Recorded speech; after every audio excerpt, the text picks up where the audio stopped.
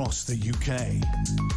On DAB+, on your smart speaker, on your smart TV, and on your side.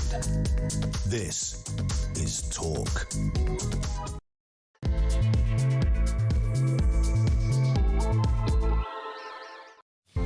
It is the home of common sense. 0344 499 1000. Thank you to Alex. She's back tomorrow right here on Talk, of course. So Andy Burnham sweeping to victory in Makerfield, 55% of the vote. You'll be familiar with all the stats now. Reform coming second, 35. Burnham, of course, used his victory speech to pitch himself directly to the country as the next Prime Minister, calling for sweeping changes to the economy, education and migration. That's some kind of pitch for a constituency MP, right? Also, the Labour leadership challenge now looks inevitable. Burnham expected to make a move against Starmer, possibly within days. Labour MPs are already urging the Prime Minister to quit, and Starmer defiantly insisting he will not walk away from a contest. What about that? Who'd have thought it?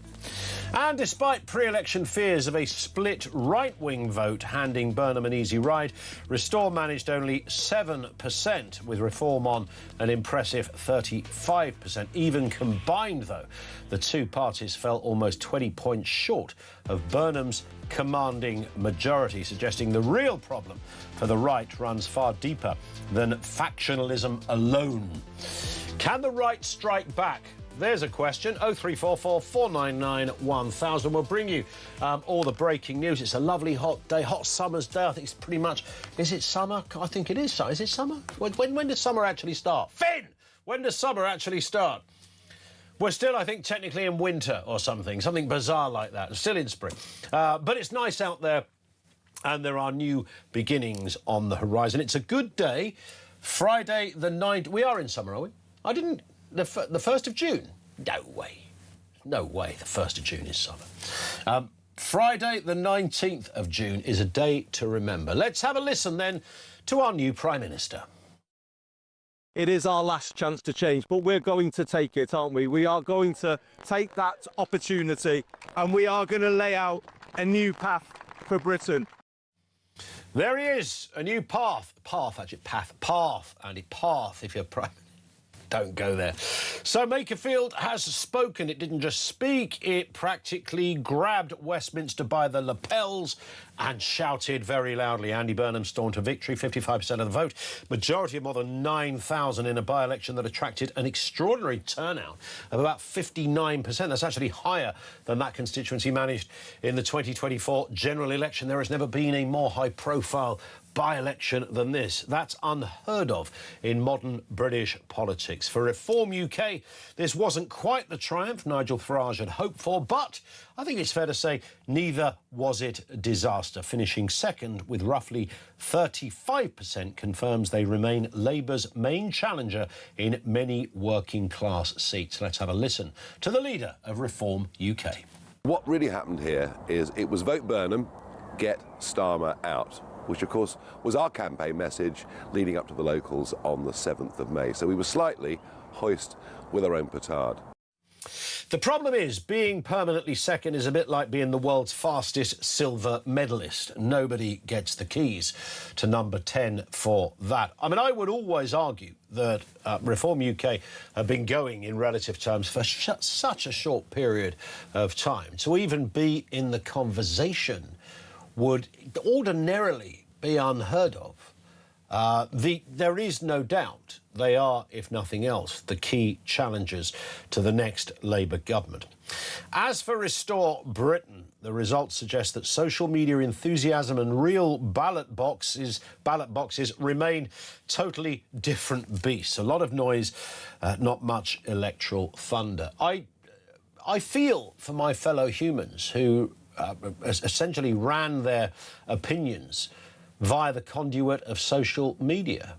I've always said that social media is fun, it has its uses, but it's mostly a vile cesspit of BS and doom.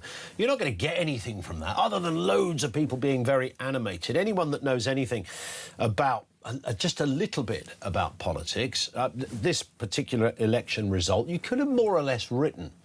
We knew Burnham was going to do it. We knew Farage would be impressive in second. We knew the Tories and Lib Dems and Greens would come nowhere, and we knew that Rupert Lowe's Restore Party would do a bit, but it would be no better. Well, in fact, as it turns out, it's not even as good as the BNP did in 2010 in that constituency. So, a bit rubbish on their part. But those that actually champion Restore, and I'm sure there are many people listening to this who actually would prefer Restore, that's fine, seemed to develop very forthright opinions that I can only believe were based solely on an echo chamber on Twitter, because there's nowhere else you could have gleaned that confidence or information. But of course, the real story now begins. Burnham is back in Parliament and the countdown clock starts ticking for Keir Starmer. And of course, will he run? Would Starmer run? You bet your life he will. If there is a contest, just to be clear with you, then yes, I will run. I will stand. And I've said repeatedly, I'm not going to walk away from that. I will run. Did he say one? Can we just hear that again, please? Keir Starmer confirming he will run. If there is a contest, just to be clear with you, then yes, I will run. I will stand. And I've said repeatedly, I'm not going to walk away from that. I will run. I will run. What's going on, Keir? What are you going to do? Keir, what do you think? I will run. That's a great start to your campaign. Expect, of course, supportive MPs, trade unions and Labour grandees to spend the coming days discussing an orderly transition. Burnham, you can do bingo on this one, orderly transition. Burnham will publicly talk about unity while privately building support. If Starmer's position weakens further, the pressure could become irresistible within weeks. Makerfield wasn't just a by-election. It may prove to be a leadership audition, and perhaps, of course, the opening scene of Labour's next chapter. The smart money seems to suggest this story will move within days. It will move within days. It's going to be interesting. So no messing around. This is game-changing stuff. We are in a really curious position where in a couple of weeks' time we will have potentially a new Prime Minister who's going to bring... And you know the one thing you forget about this? You think about the new face on the tin, but you tend to forget, like, we'll have a new Chancellor, for example. Who's that likely to be? A new Chancellor. Lots of other positions will be filled as well. People who've left the Cabinet disgrace, Louise Hay, Angela Rayner, likely to be back in the fold, the former being one of the bigger campaigners for Andy Burnham. And poor old Josh, what was his name? The former MP of Makerfield, Josh Simons, Lord Josh Simons, as I'm pretty sure he's bound to be at least before Christmas. Let's speak to Oscar Redrop, former number 10 advisor on this and the other big stories of the day. Oscar, good afternoon to you. I mean, all exciting stuff. Still, unfortunately, whatever way we slice it, we're still left with a Labour government. We are indeed, and I think the Labour government, as we currently stand, as in, Rachel Reeves and Keir Starmer's, will be... This was the worst case scenario for them. I mean, you see the Prime Minister obviously do a tweet this morning. I think it was like 2 sentences. So, brilliant to have Andy. Well done. And you could just feel the pain. Yes, he really meant that, behind didn't he? the keyboard. Yeah, absolutely. I think, look, it's for your viewers and listeners, I think this government will move left, inevitably, with Andy Burnham. He is someone that has deliberately and purposefully during this campaign run solely on values. It's a very Sadiq Khan way of campaigning, where you don't talk about delivery, you don't talk about real policy. Yep. It's just values. It's kind of like woolly, lovely stuff, I guess. And it doesn't mean anything. But under the surface there, the concern I would have is that I don't see Andy Burnham as particularly anyone who's shown any substance yet. Yeah. We are in a time of a proxy World War III, and we have a man who's done a good job spending some money in Manchester and, painting buses yellow and not a lot else. And this is a big, bad, scary world at the moment. And, if I was the team around Keir Starmer, they have very few cards to play, I think, as it stands here. But I would be, absolutely briefing and trying to remind people that, I don't think Andy Burnham's a particularly serious guy. For reform, I think, and we agree on most stuff, Ian. Definitely not Andy. Sorry, mate. Sorry. But I think that was a bad night for reform.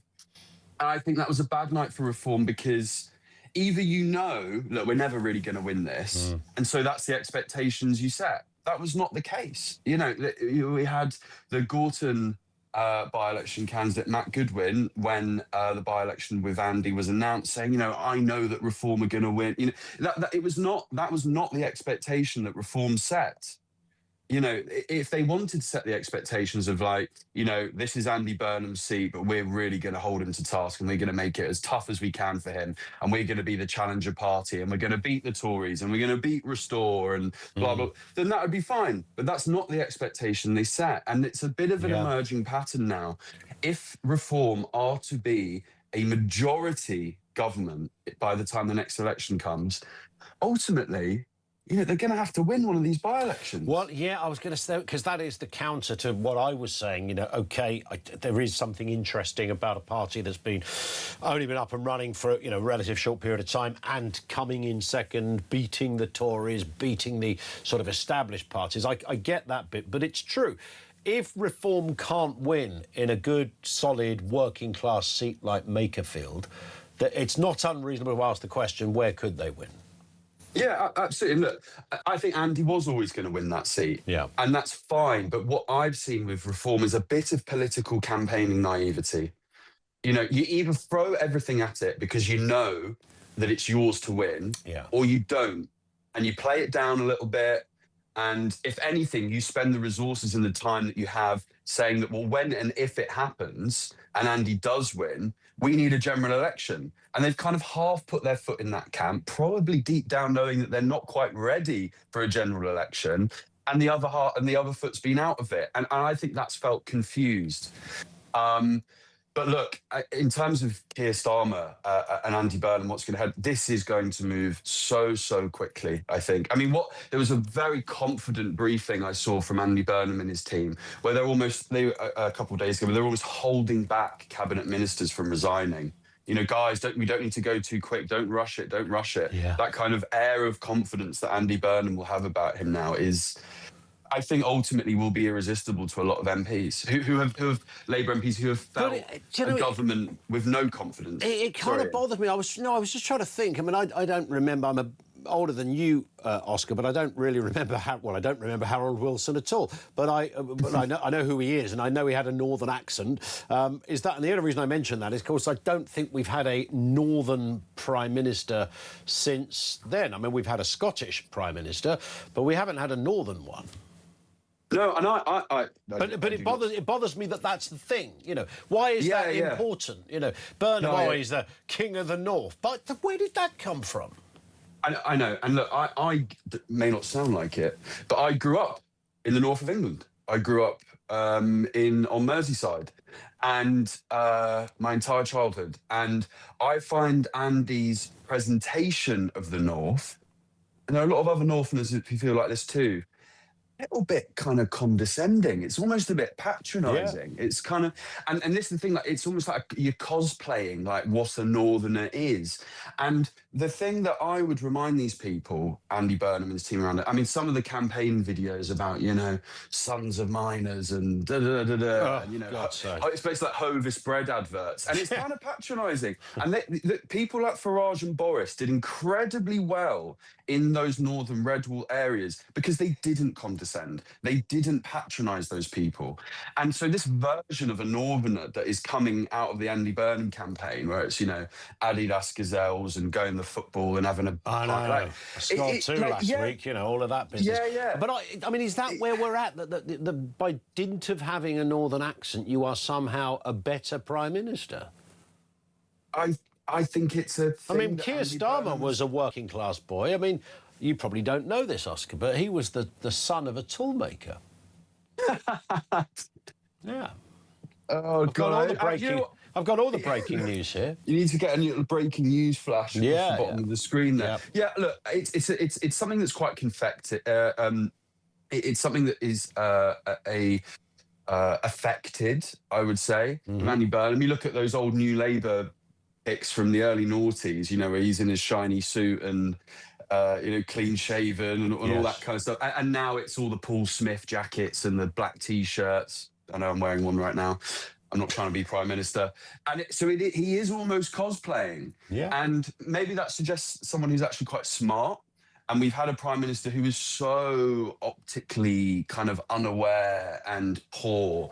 And that's evidently something Andy Burnham curates himself and is quite good at. But my point is, and your listeners and viewers, we need so much more than that. Sure. Much more than that. We really do. But it's, as you said, the chronology of this is going to be interesting because this could kick off in earnest as soon as this weekend. Yeah, and I think when we hit all those Sunday newspapers, they are going to be filled with this.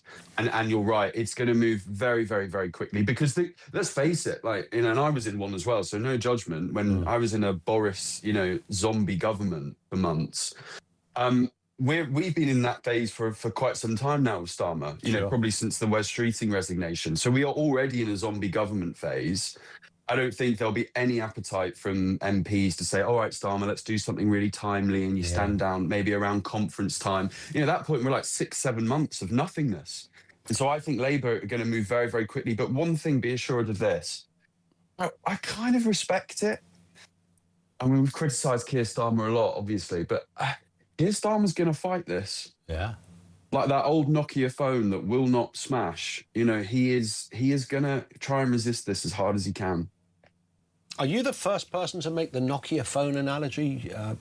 I think I am. But you get my point, right? I absolutely get your point, yes. It's kind of rubbish. It doesn't do anything. But you could throw one of those off Kilimanjaro and still make a phone call when you reach the bottom. Exactly. Love it. Listen, stay with us, Oscar. Much more still to come. Oscar Redrop is with us, former number 10 advisor to Boris Johnson. Bit of breaking news. 2 men have been jailed for conspiring to carry out arson attacks targeting property and a car connected to Keir Starmer. Ukrainian national Roman Larionovich was 22, was jailed for 7 years. Ukrainian-born Romanian national Stanislav Karpuk. Your name can't be Karpuk, can it? I'm not going to do the silly name thing, but Karpuk. 27 was sentenced to 2 years at the Old Bailey. The story that spawned more, to quite staggering levels, social media rumours and innuendo that some people seem to genuinely believe. And it was all kind of made up, just unbelievable. That's the sort of weird world we are living in. Reg says, so if Reform comes second at the next general election, will they become the opposition? Because I think that would tie anybody up in knots if they were across the floor. It certainly would, based on some of their good speakers now. But, of course, they've got to find 600 or at least a few hundred in opposition and a whole front bench to be just as effective. So the work is cut out. But then again, they're up against the Labour lot. Can the Tories the Tories did nothing in this by-election in Makerfield. I would assume they lost their deposit. Other parties certainly did. And previously they've done better, but they were never penciled in to do much damage here. But they did win a by-election, of course, in Aberdeen. So last night, which hasn't got all the headlines in the same way for obvious reasons. Does that mean the Conservatives are back in town? Can they capitalise on this? 0344 499 1000. This is Talk.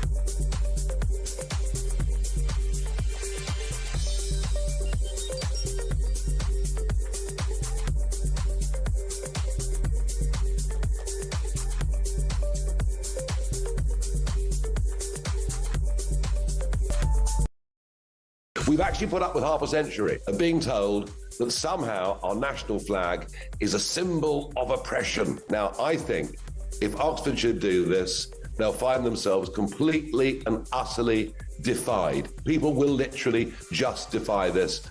And you know what? If people have moved to this country and they don't like our flag, I've got a really simple idea. Go back to where you came from. Do you ever fear about being arrested because of the socks you wear, Nigel Farage? Well, I do. You want to see the underpants? Oh, dear, no. There's the thought. Wow.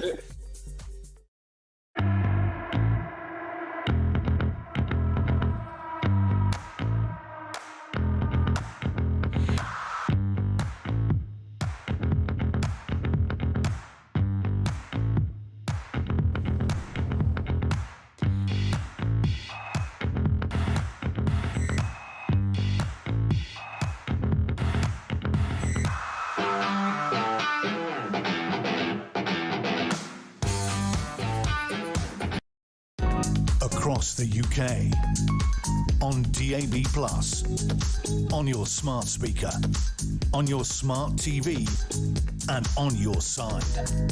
This is Talk. This comes from Michelle. It says, my neighbours are getting on in life. They don't use Twitter, X or Facebook, and they will be voting for Rupert Lowe given the chance. I will have let them know they are being compared to neo-Nazis and the BNP. However, I really don't think they will care. I think Restore did brilliantly considering they're only 4 months old in a red wall seat that has voted Labour for over 100 years. And you can kind of spin it that way. I mean, that you know, the fact that Lib Dems, Conservatives and others got nothing and 3,000 votes went to Rupert Lowe. Reform could use that to their advantage and say, well, because it didn't seem to, if you add the two together, they still wouldn't have beaten Andy Burnham. But Reform is sort of now kind of going with the line of, this is the BNP of our times. The BNP stood in Makerfield in 2010 and actually got more votes than Rupert Lowe's party did yesterday.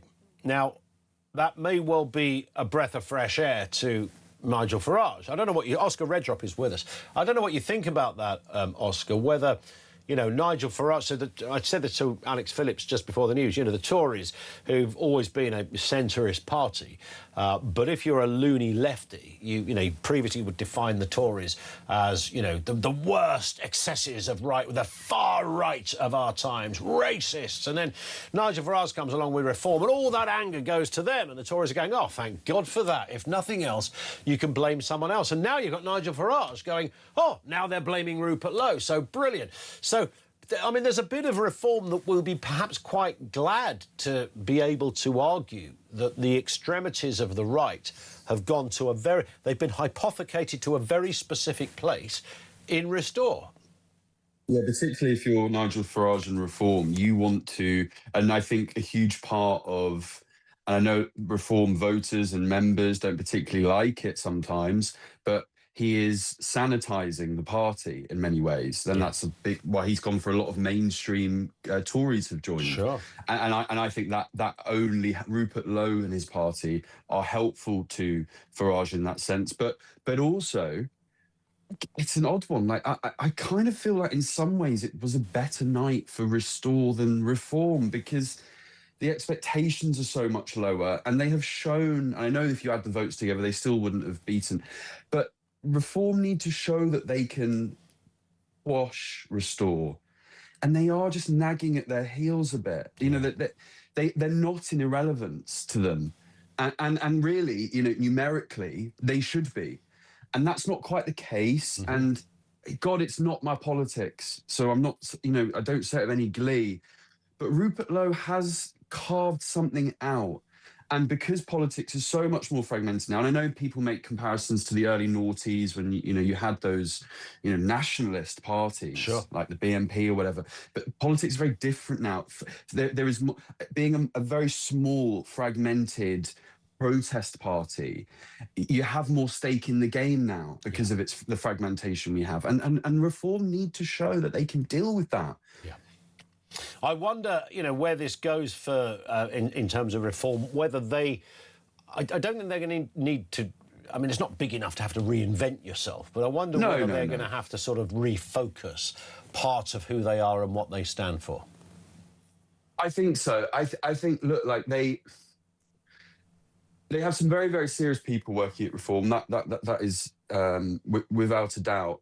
I think there's an overexcitement sometimes and an over-eagerness, and I completely get that because, as you said, they've come from nowhere in relative political terms, and then they lead the polls for months and months on end. Of course, they want to fight every battle and go 100% in here and 100% in there, and press conferences and klaxons. But I think there's the lesson that could be learned is a bit of expectation management, a bit of strategic thinking. I think you're right. We have got time just to look at another quick story here, Oscar, while you're with us. And this is extraordinary. When we think of asylum claims in the United Kingdom, we consider people who've come from, you know, places like Syria, places like Eritrea, places like Iran as well. However, it might surprise some people to learn that in March, nearly 150 EU asylum claims, taxpayer funded, of course, and all the rest of it, from countries like France, Portugal, Spain, Sweden. I mean, how do you claim asylum? What the hell's going wrong in Sweden that you've got to come to the UK? So I need to escape this cuckoo clock doom place called Sweden. That's Switzerland, isn't it? But I need to come. I need to get over here and claim sanctuary and safety. I mean, really? What's going on? And also, 20 claims were from Canada, Australia, and New Zealand. Oh, Switzerland were in there. I was right after all. Well, it's basically anyone and everyone, isn't it? Yes, I mean, I don't know what your argument would look like. No, I don't know either. And it's just the welfare bill that we have in this country is one of the pillars that is, well, pillars is the wrong word, it is one of the factors that drags the progress, the growth, and fairness for those that do work and put so much time and effort and work and blood, sweat and tears and taxes into the system. And, you know, if the inability for us and the Labour government ultimately, and the Tories beforehand, to slash into that and just rule stories like this and render them absolutely obsolete is staggering. Yeah. And it is... if people think Andy Burnham is going to turn his attention to that welfare bill, it will only get more lax and more inflated, if anything. Interesting one to finish on. It's this from MJ, Oscar, who says, an amazing win for Andy Burnham. Well done to him. But I am concerned about the future of Count Binface. I mean, his policies could be vital to society. The country could be at a complete political loss without him. Count Binface for the Monster Raving Loony Party. No, was he the Monster Raving? Yes, he was. No, that was somebody else, wasn't it? Yeah, that's another one. That's another one. Yeah, how did he do, Monster Raving Loony Boy? Count Binface got 95 votes, which is, you know, 95 votes taken from someone else, I suppose you could argue. What are we going to do? How do we move forward without him?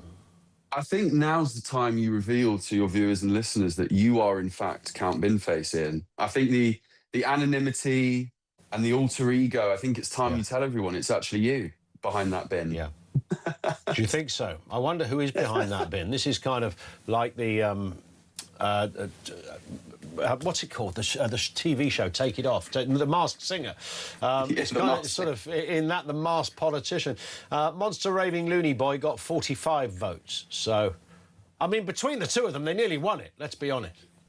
I know some people get a bit grumpy about it all, but yeah. I actually quite like it. I quite like it it's very British. It is very British, and it's always more pronounced when it's in the Prime Minister of the day's constituency. So you literally have the Prime Minister standing next to the Monster Raving Loony Binface, Elvis is Still Alive party, the Teddy Bear Picnic party, all these curious and imaginative standing there on the stage with, at that specific point, with completely equal status to the person that is the PM. I love that. It's a beautiful thing, and I do wonder what the rest of the world, when they see those images of prime ministers being elected in their constituencies next to a bin. Yeah. And an Elmo. There was an Elmo, I think, when Boris won in 2019. Yes, I think there was. I think it's... There he is, There's Binface on the screen. Look at him, little Binny. There he goes. There's Monster Raving Loony Party There's man. Loony Boy. There's cowboy hat. Yeah, Look at that. See, that's great. We love that. Handshakes all. They all got a handshake. policy ideas from the two of them, rather worryingly. As a fox. Who's the fox guy? Somebody dressed I have to say, you can see on your screen there the Green Party candidate. I think if you add up the votes for Count Binface and the Monster Raven Union Party, I think they pretty much got the same amount of votes as she did. I think she got 300 or something. That's about right. That says quite a lot. Listen, Oscar, have a great weekend. Thank you. Oscar Redtrup is former advisor to Boris Johnson when he was Prime Minister, so he knows what it's like. And he mentioned it there at the beginning about being in a government where you're kind of done, you're a busted flush, it's never going to continue, but you've got to go on for a few more weeks. What's that going to look like in the coming days for Keir Starmer? The wider question, which I think does appeal more to our audience, and a serious, can the right strike back? Now, depending on where you sit, I'm quite an optimist. So I look at the Nigel Farage result and I think, or the reform vote, and I think actually 35%, party's not been going very, I think that's quite impressive.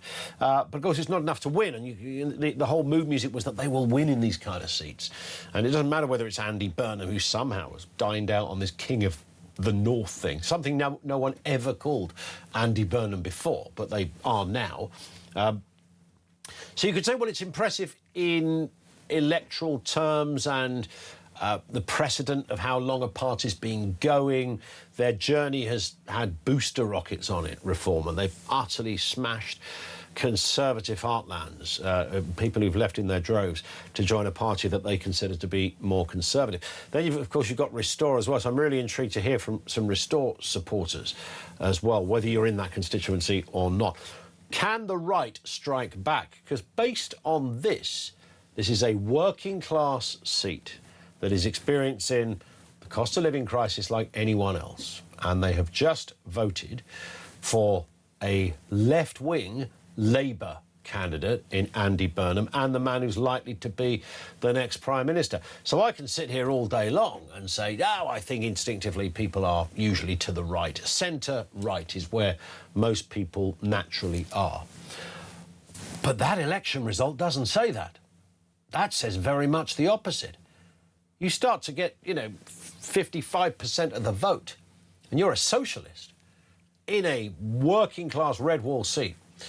That's a big story. It does force the question, can the right fight back?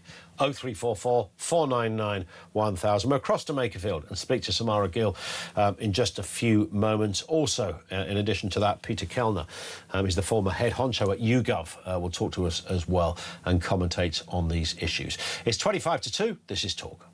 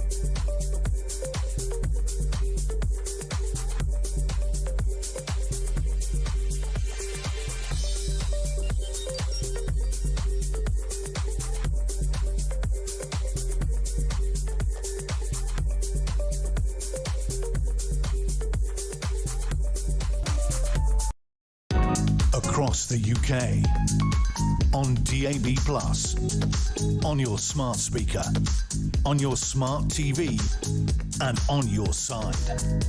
This is Talk. It is indeed Talk. Ian, it may be summer in England, but here in South Wales, we are at Bluestone Park. It is cold and wet and 16 degrees. The contrast, I know it's the same in any country, isn't it? You get these kind of contrasts. It's currently where I'm sitting, not as in inside, I'm in a lovely air-con studio, thank the Lord. It's about 29, 30 degrees out there right now. That's proper hot.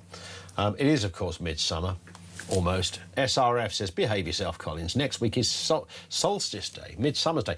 And, of course, I should know, it's my dad's birthday, so I've always known that 21st of June is the longest day. So that's midsummer. And officially, if you are interested in what constitutes summer, this is reference to a conversation we had half an hour ago. It is June the 1st through to August the 31st. And there was me thinking it's still autumn. We've got it about, I think we've got it sorted now. 0344 499 1000. Lots to get through. Makerfield has spoken. Andy Burnham is coming for Keir Starmer. Last night's by-election victory was barely won before Starmer was on stage promising to change Britain, end trickle-down economics and fix migration. What are you believing on this? Let's speak with Samara Gill, talk reporter who's there in the constituency. Samara, good afternoon to you. You've managed to speak to a lot of people. You've been there for a while now. Just give us a bit of feedback on what the mood is there. Is it a celebratory constituency are going, the left is back, or are there people who are a little flummoxed by what happened? You know what, Ian? Most of the people I've spoken to are over the moon. They are overjoyed. They want Andy in number 10 ASAP. They want it to happen now. I've obviously just come as well. I mean, that's what people said to me in the town, but I also just went to the rally that he spoke at, that you gave the great summary of, where he spoke about HMO Britain. Yeah. He spoke about the economy, and it was very much a prime ministerial speech, but my goodness, it was a very positive atmosphere. Andy was there drinking a massive pint. It was about that big. His wife was also there. I helped her pull her car out from the driveway. That was a very, very interesting time to see. So They're a very humble couple, I have to say. Car out. Well, you do one of those kind of world's strongest women thing where you had to pull a car down the road, and you was it that was going on? Yeah. Andy, I can't do it. No, I need Samara. And on she came with your pulleys and your ropes. That was You're always, that was exactly the scene. You Australians are always prepared for the outback, aren't you? For some uneventful, yeah, we're always jumping in, unpenciled-in moment to take place. So there is sort of a genuine feel that you're getting there. I mean, obviously you've spoken to a lot of Burnham supporters.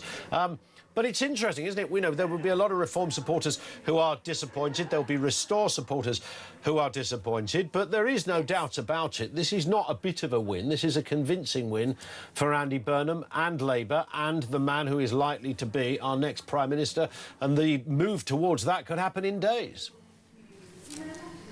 100%, and that's certainly what it feels like. Andy Burnham is on a high right now, and if I were advising him, I'd tell him to take it and run with it into 10 Downing Street. That's what I would do, because he'll never be more popular than he is today. That's a simple fact. And yeah, I mean, I did speak to a lot of Restore, people who wanted to vote Restore, didn't end up making it to the ballot box. There are a lot of those people, a lot of people who did vote for Reform, but there were less people that voted for Reform actually out here. There's a lot of people that don't want it known publicly that they did vote for them, which is interesting. Of course, you know, this is a seat that's been held by Labour for 125 years. So in a way, yes, Andy winning is a massive shock, because it was a stonking majority. But, you know, he's also holding a safe Labour seat. Yeah. So there's that. You know, it's a kind of double-edged sword, isn't it? But there are, of course, people understandably saying, look, you know, the whole shtick, the whole thing of Reform UK is that they represent working people. They're the antitheses to sort of establishment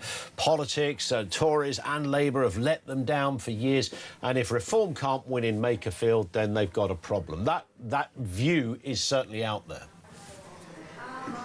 It's a really good point you make, Ian, because this is a constituency that's 97% white and 65% of them voted to Brexit.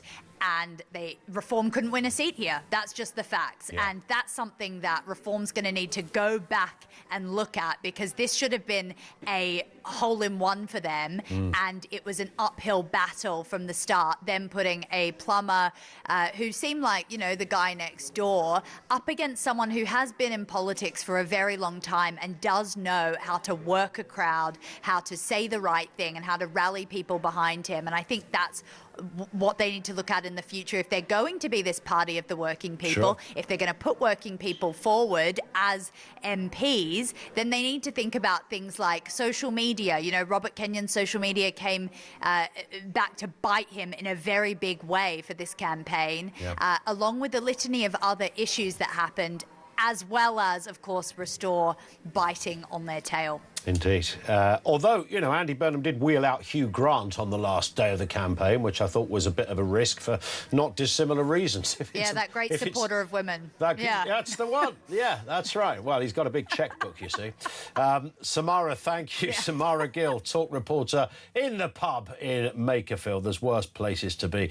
Let's speak with Peter Kellner, political commentator, former president of YouGov. Good to have you with us, Peter. I mean, you've been round the block, and I say this kindly, you've been round the block politically for many, many years, decades even, and you have all the badges and the bruises to show for it. Have you ever seen anything quite like the political terrain that we're seeing here at the moment? And Samara sort of summed up that the quirk of all of this, here's a constituency where most people voted for Brexit, here's an area where they just returned pretty much all the council seats at the local elections, but didn't go for a Reform MP. Andy Burnham is back, but parachuted in on what some might say is a bit of an iffy mechanism for someone just to stand down so that another person can build their CV. Everything about this you couldn't write. Ian, you're absolutely right. and also, you put it very kindly, I have been around a good many years. And the nearest I can recall was 42 years ago, in 1984, Tony Benn, who'd lost his seat at the previous general election, had the chance to come back into Parliament at a by-election in Chesterfield. Neil Kinnock was the party leader, and Tony Benn and Neil Kinnock, how shall I put this, didn't see eye to eye on many things. And it was very awkward for Neil Kinnock. And Tony Benn won the seat. But it's not, that's the nearest, but it's not that close. Firstly, Labour was in opposition, so we weren't talking about the Prime Minister. And secondly, Tony Benn, though he won the seat, actually was a busted flush by then. He tried to fight Neil Kinnock for the party leadership a few years later and lost heavily. Yeah. But that's the and I was at that by-election. That's the nearest, but it's not very near. Yeah. So you've just brought back some very lovely romantic days of Tony Benn, Dennis Skinner and those kind of firebrand characters that we had in. But we miss those kind of people. Where are they? It's a very good question. Again, if I can sort of claim age. Look, when I was a young journalist in the 1970s, I do go back, I'm afraid, that far, the top people in politics, in both main parties, had been through the Second World War. A number of them had fought. Dennis Healy was a Beach Master at Anzio. Willie Whitehall, Conservative, won the Military Cross in Normandy. Edward Heath drove a tank into Germany. Roy Jenkins was one of the people at Bletchley, breaking the Enigma Code. And they framed politics in those days, having had that searing experience, very differently. And today, the typical politician is somebody who leaves university, becomes an aide to an MP, a SPAD, a special advisor, and have never really known much life themselves other than the world of Westminster.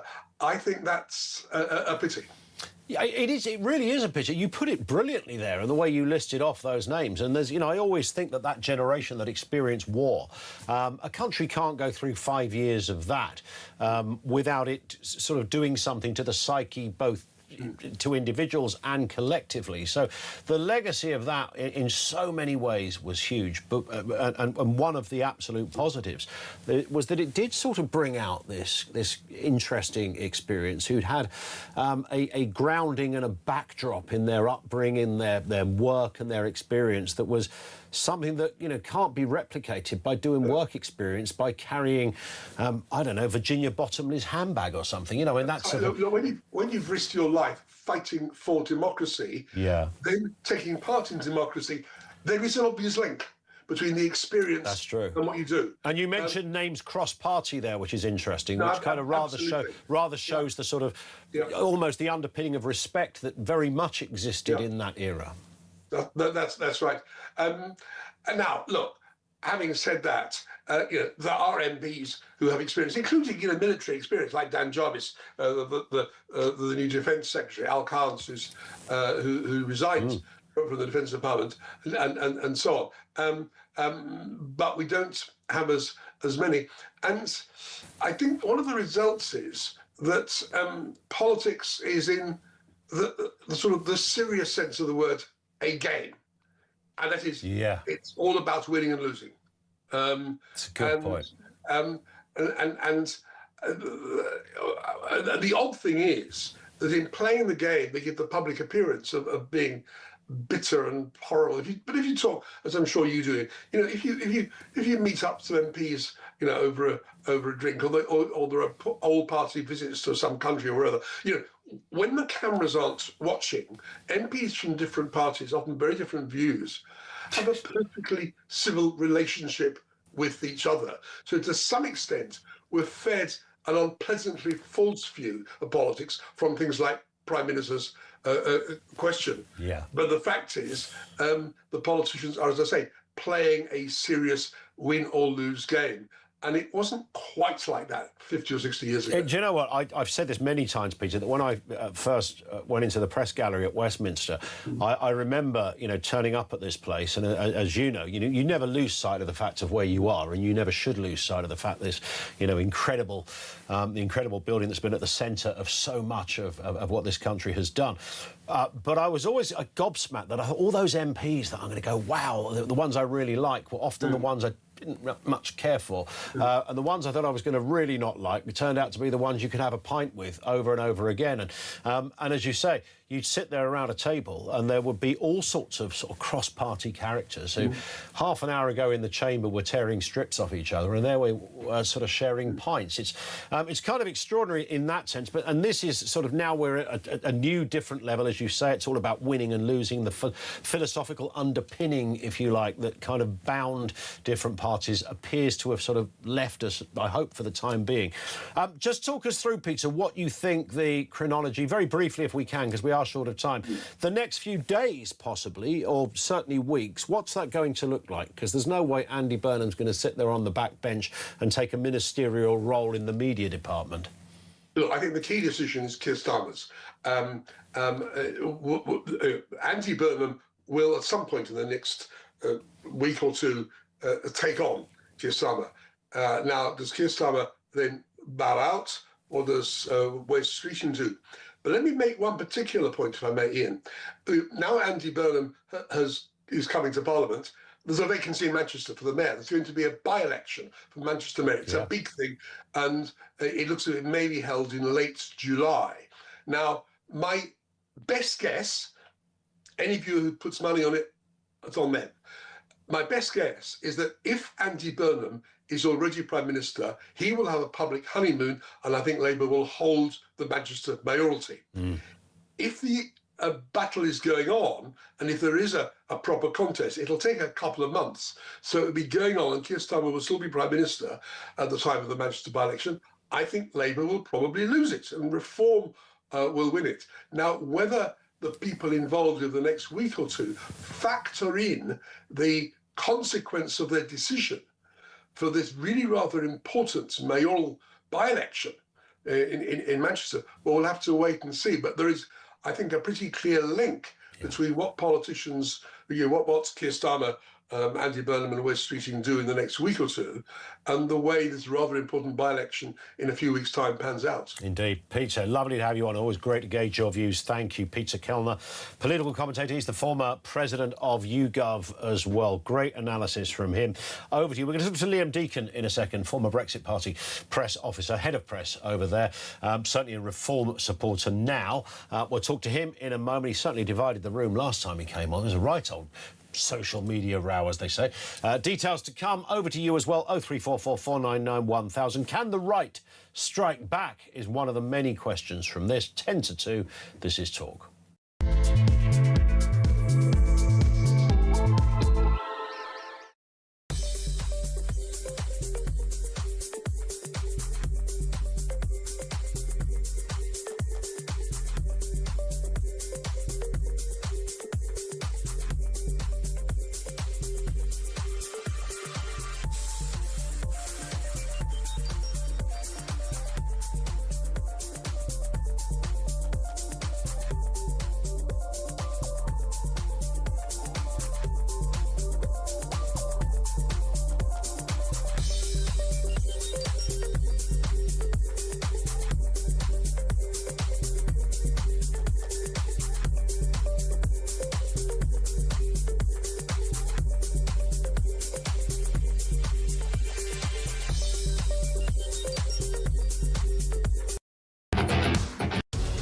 violence on the streets, there's no excuse for that. And if there are protests following this, I just hope that they remain non-violent. I mean, you can understand the community concerns after an attack like that. People were saying all around the world, that's what British people now think. Have a listen to Rob from yesterday. Morning, Jez. Well, yes, rightly, you shouldn't condone what happened. What else have people got to do? The political class are not listening.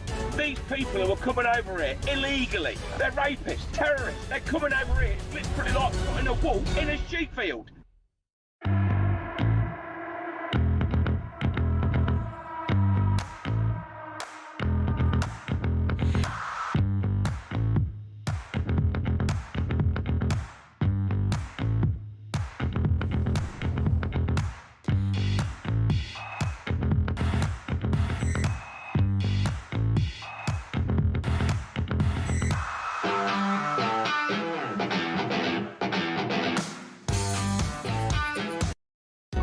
Across the UK, on DAB+, on your smart speaker, on your smart TV, and on your side. This is Talk.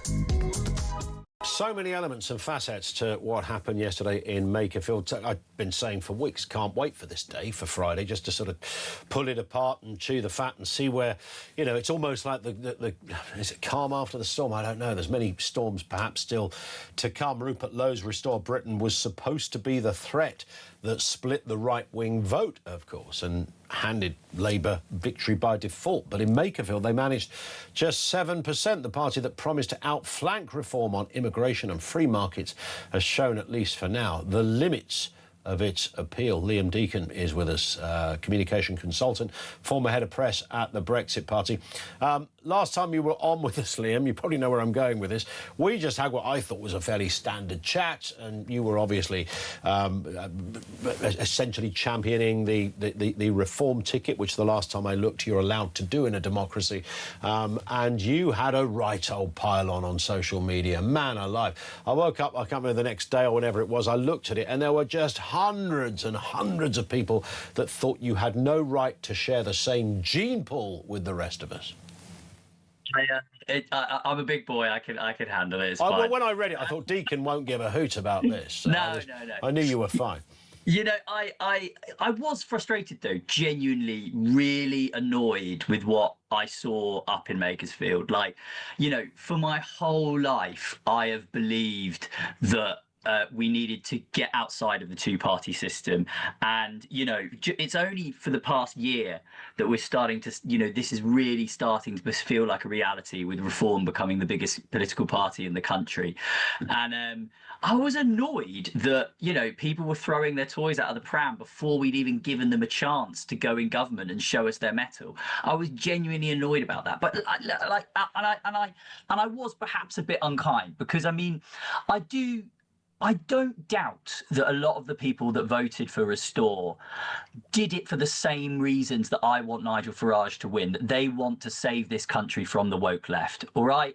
And I understand why it makes them nervous that Reform is suddenly the biggest party in the country. Because inevitably, when you become the biggest party in the country, every business wants to know what you're going to do to their bottom line. Every institution is thinking about you as the next prime minister. And inevitably, the establishment starts listening to you, and you have to start learning about the establishment so you can change it. Neither of those things mean you're going to become the establishment. And actually, what we're seeing from Reform, and particularly, it's very boring, it's very technical, but particularly the document that Danny Kruger published about completely reorganizing the civil service and getting rid of political bias, or fake impartiality, as I call it, and allowing politicians to bring in staff that believe in their policies and will deliver them, shows that they are really they are doing the legwork to understand the establishment, to think upend it. But anyway, to bring me back to my core point here, I understand why all that kind of makes people nervous, because people like me built our entire political identity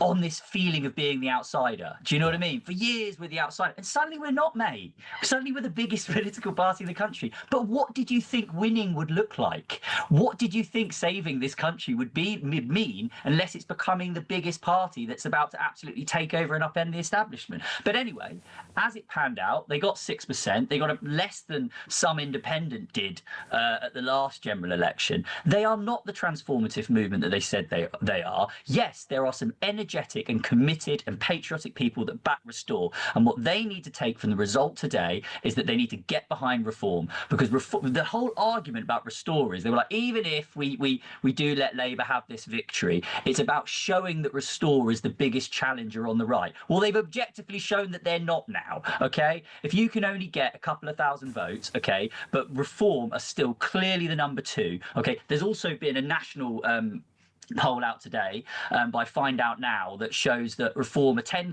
points clear of the Tories into polling at nearly twice what Labour are nationally. It is completely evident now that they are the ones to beat Labour at the next general election. And the other thing we've just learned from this by-election is that Andy Burnham will be a formidable opponent, and he is not to be underestimated. He is more woke, he is more dangerous than Keir, but he's very persuasive, and he has what Boris Johnson had back in 2019, was that feeling that he came from somewhere and he came about the people, and he will hoodwink a lot of good people into voting for him. So we need a strong, united Reform, and those Restore people set out to prove something, and they proved the opposite.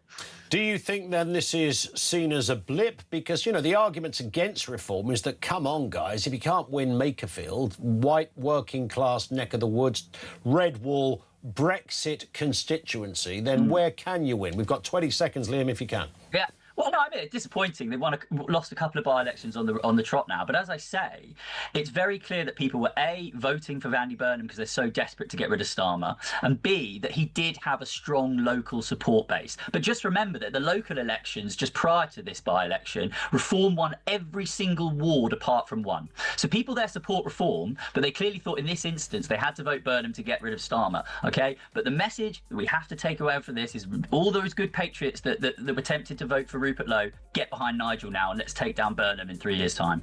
Liam, thank you as ever. Very passionate stuff. Liam Deacon, he's former head of press for the Brexit Party. Back to you. Can the right strike back? Whichever part of the right you support, by the way. 0344 499 1000. Let's get the news at 2 o'clock.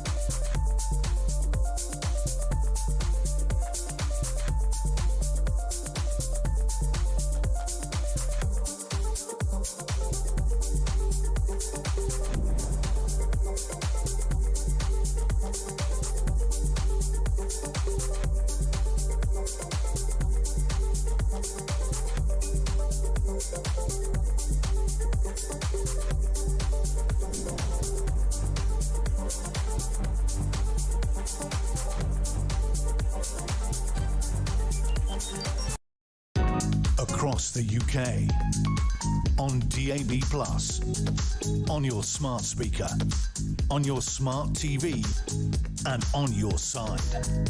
This is Talk.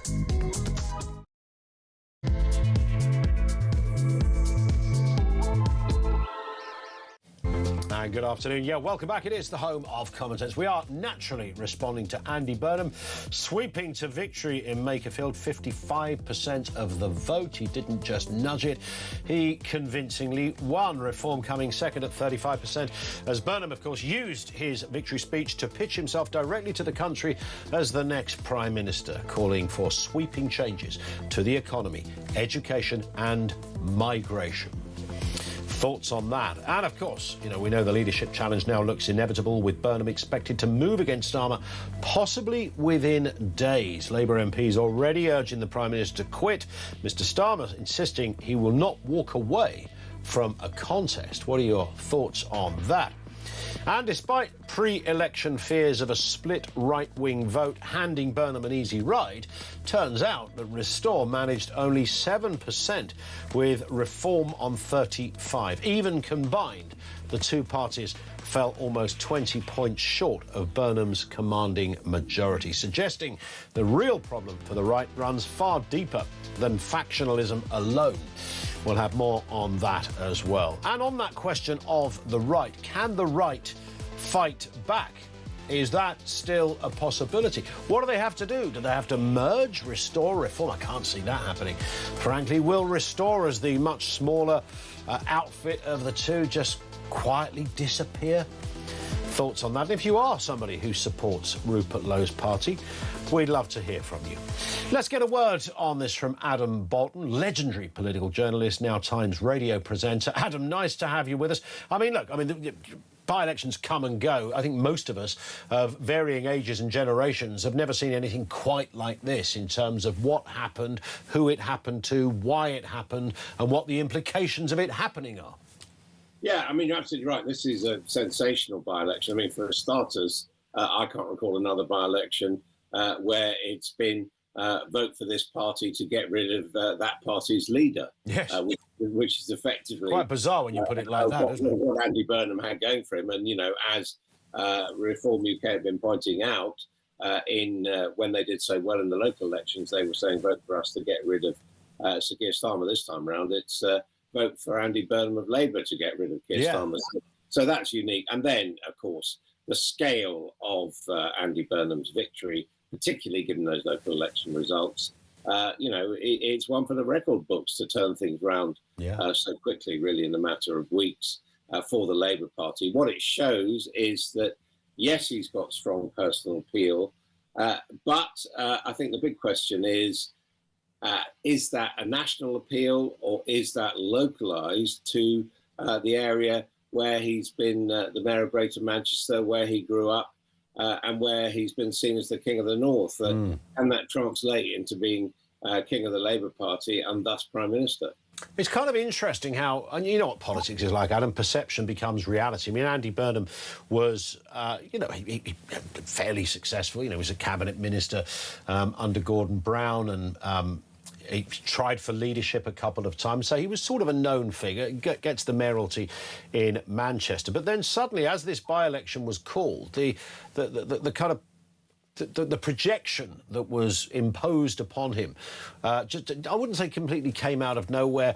King of the North, you know, the solid choice. He's Andy, but the saviour of the Labour Party. Half an hour before, nobody had ever really said, oh, who could save the Labour? Nobody had said Andy Burnham before. Suddenly, out it all comes, and you have this sort of, clearly an experienced politician. He's been around for a couple of decades in that respect, but he did enjoy a sort of veneer of personality, power and influence that was largely put on him from other people. Well, I think there's an element of that, but I also think he has evolved. I mean, he would say that he's learned. Obviously, as you say, he was at Westminster for a decade. He was a cabinet minister for Blair and Brown. But then he tried working with Jeremy Corbyn, was disillusioned, and he came to the North. And he would say, and his supporters would say, that he's matured as a politician. He's not the man who was a cabinet minister, although at the same time, and I do think this is perhaps underestimated a bit, Andy Burnham had been in the cabinet and had been an MP for, I think, 18 years before Keir Starmer even entered Parliament. And I think one of the big problems that Keir Starmer's run into is that he's not a very experienced or instinctive politician, and I think Andy Burnham is. And also, of course, in this particular by-election, the message was that Andy is one of us. Andy is like ordinary people in the way that people would say Nigel Farage has traded on that for a while. Certainly many people in the Labour Party think that in the era of blokish normality, he can perhaps give Nigel a run for his money. But what we're also expected to believe, Adam, is that during this sort of hiatus, this break from Westminster, where he was taking on the mayoralty of Greater Manchester, and that's not an insignificant role. It's a huge job. But while he was painting buses yellow and rerouting trams, we're expected to believe he deconstructed neoliberalism over that time and suddenly came to this thundering conclusion that Thatcherism, Blairism, Brownism, Mayism and Cameronism, none of it works, and we've got to completely recalibrate the system. I mean, this is not just a minor statement of what he'd put right. This is a complete, according to Mr. Burnham, a complete reconstruction of the political system. Well, I think he's dressed up, really, his political theory a bit, because obviously his first instance is to absolutely convince the Labour activists and Labour MPs that he's the man who should lead them, and therefore I think he's framed things in terms of greater state involvement. But, remember things like nationalising the railways, moving on the water companies are popular with the public because they too think that those denationalised industries, those privatised industries have gone out of control and not served the public. I think the other point that people perhaps miss about Andy Burnham is that in Manchester, there's been a lot of public-private partnerships, a lot of working with private business, and probably the biggest mark against Keir Starmer, as far as the wider voting public is concerned, is that the moves he's made, such as putting national insurance on employees, is very much seen as being an anti-business attitude, and Burnham would argue he doesn't have that. Indeed. What are your thoughts on the next few days? I mean, depending on who you speak to, some will say, by Sunday, there's going to be some kind of announcements from one side or the other. What is your sense of the chronology, Adam, to come?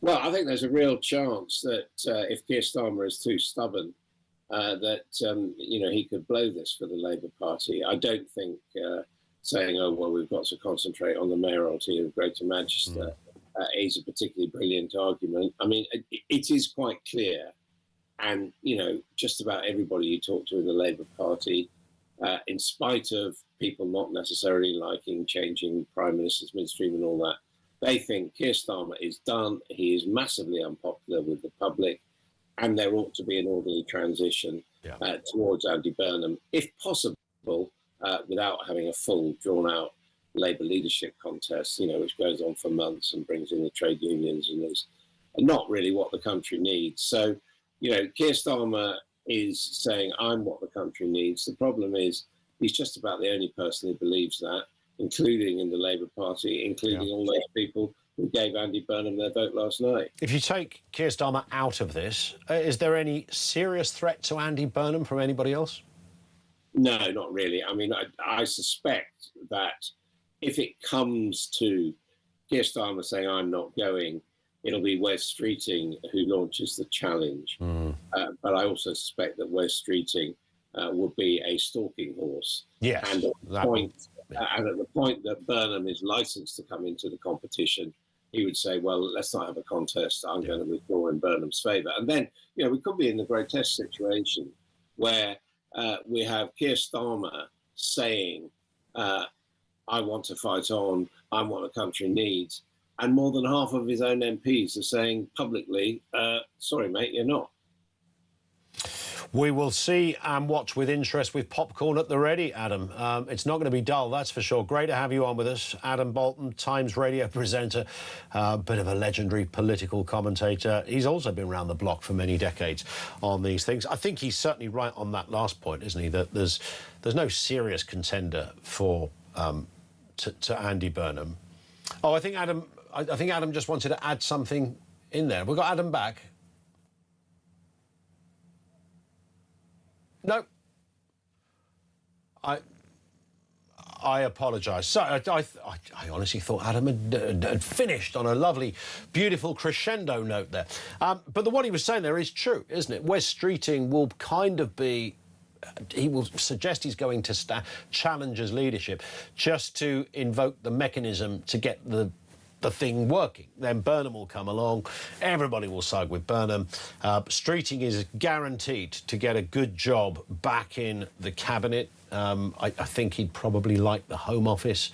Not that it should also... none of this should be about CV building. Angela Rayner will be back. I think we can say that with some level of confidence.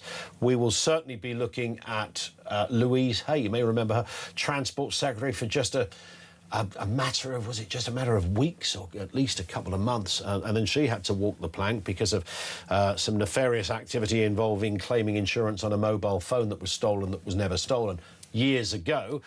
So she had to go. She'll be back. Emily Thornberry, who currently sits on, very influential position on the Home Affairs, on the, which select committee is it? Anyway, Emily Thornberry sits on that committee. Didn't get a job in Starmer's government, which was a surprise to her more than anyone. Maybe she'd be back. But, of course, who would be Chancellor? And is there a role for Ed Miliband? Some, by the way, are saying he will be the Chancellor. Yeah, that'll give you a taste of things to come. July 30th, by the way, will be the date for the role of Mayor for Greater Manchester. The election for Greater Manchester Mayor will be the 30th of July. There it is. Let's go to Jason in Wiltshire. Jason, what have you got for us? Good afternoon. Good afternoon, Ian. Thank you for taking the call. It's a pleasure. What are you thinking? Yeah, just thinking about, obviously, the Makerfield by-election. A lot of people seem to be thinking, it's bad, Reform didn't do so well, etc., etc. But I actually think they did. And I'll tell you why, because this is an election that's gone into a red wall area where they've been voting Labour since the time that King Solomon sort of put in planning permission for the Temple at Jerusalem. So they've always been red wall. So you've got something that's going in there, right wing. I personally would say from the start, you ain't got a hope in hell. So for him to get the amount of votes that he actually did, I think he actually did quite well. And also, if we look on the wider spectrum, this is one small area. Yeah. If we have a general election where, we've got everywhere started voting, I think you'll start seeing different results. So to be fair, it's Andy Burnham. We're going from a potential turd in Downing Street to a polished turd in Downing Street. It's going to make no difference with nothing. So you're still hopeful things can move and change, and that this is more of a blip than anything. Well, yeah, because it's a red wall area.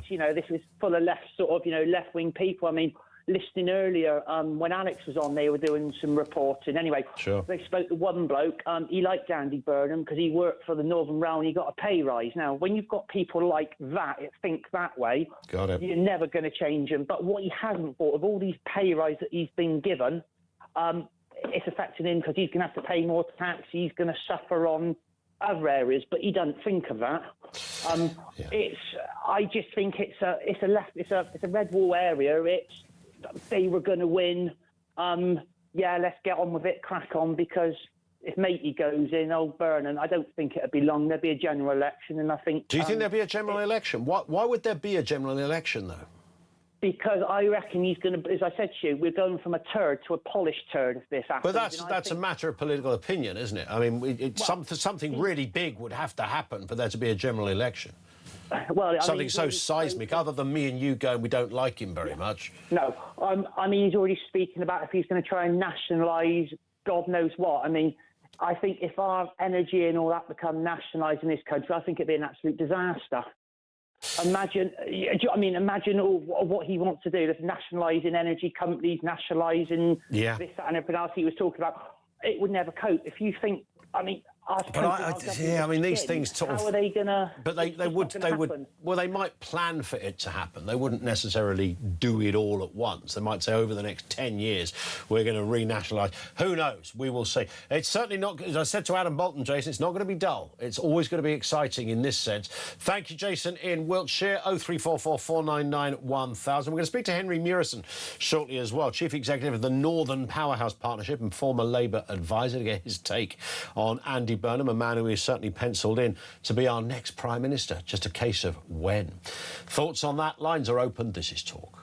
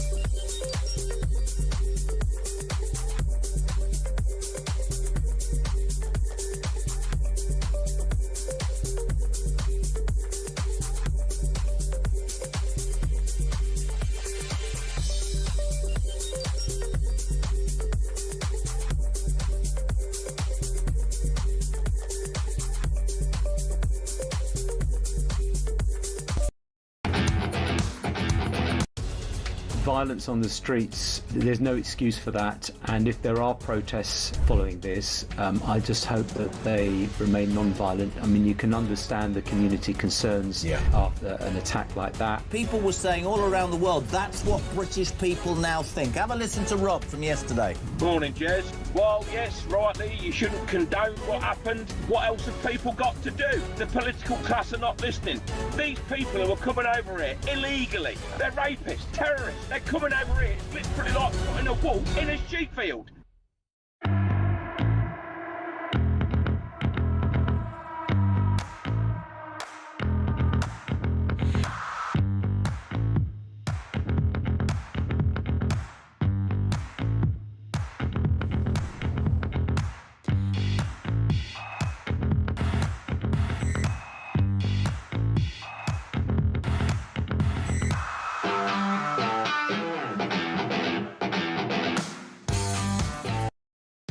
Across the UK, on DAB+, on your smart speaker, on your smart TV, and on your side. This is Talk. It is 2:20. It is Talk. This in from Paul says, people do not understand. It's not Starmer we want out. It's the entire Labour Party we want out. But that rather, I suppose, that was a view that was kind of being, I wouldn't just say thrown, it was a view from many people, largely opposition people, that that's what would happen in Makerfield. It would be symbolic of what the wider country wanted, and as it turned out, now this could be down to the Andy Burnham effect, although I think you can really sort of overstate. I mean, it's Andy Burnham, for goodness sake, not the angel Gabriel. I mean, goodness me, you know, reasonably successful politician when he was in Westminster, seemed to be all right as the mayor. Beyond, I don't think this is JFK we're discussing. But that was seen as an effect, you know, the Andy Burnham effect, a phrase nobody had ever used ever until about the last 3 weeks. But it, you know, there was that. So sensible local lad, that seemed to cut through to a degree. There was the fact that Rob Kenyon, for many people, was not the best candidate for reform. I think this is where reform are going to have to learn an awful lot of lessons about who you put up. But he certainly, I mean, I certainly think on some interviews, I think he did all right. There was the social media thing, didn't do him in fact. And then, of course, you had Restore as well. And yet, despite all of that mood music that Paul rightly identifies, the Labour candidate got back in with a stonking majority. I looked at the last 20 years of that seat. I don't think any, and they've all been Labour politicians that have won it, I don't think anyone's got that level of result of 55%. Let's speak to Henry Murison, Chief Executive of the Northern Powerhouse Partnership, former Labour advisor. Henry, always good to have you on with us. I mean, was it being a Northern lad what did it? I think that Andy is clearly a very effective campaigner and had done a good job as the Mayor of Greater Manchester, and that is the reason why he's done so well in this election. I also think that clearly he was able to run essentially kind of against some of the government's record, which is an unusual and a sort of quite a lucky position for a by-election candidate, because normally you wouldn't be able to do that, and that's why incumbent parties normally do so badly in by-elections, because they're a chance to express dissatisfaction with the current government. The irony is, in this case, people who were dissatisfied with the government voted for Andy as a mechanism to change that, and that is a very unusual election. Yes, and Adam Bolt was putting that point rather well, that, you know, you get rid of you want to get rid of a... You can see why reform would make that argument, but for Labour voters to make that, let's vote for this man to get rid of our own Labour Prime Minister. So it was a kind of curious, curious position to be in. In terms of Andy Burnham himself, I mean, I was surprised, Henry, the way this happened, that a sitting MP stood down to make another person's CV bigger and more impressive seemed to me to be a really weird thing. And I will probably forever think that, no matter which party it was. But that sense of being uncomfortable with this didn't clearly seem to penetrate too much of the electorate, because they voted for Mr Burnham in droves.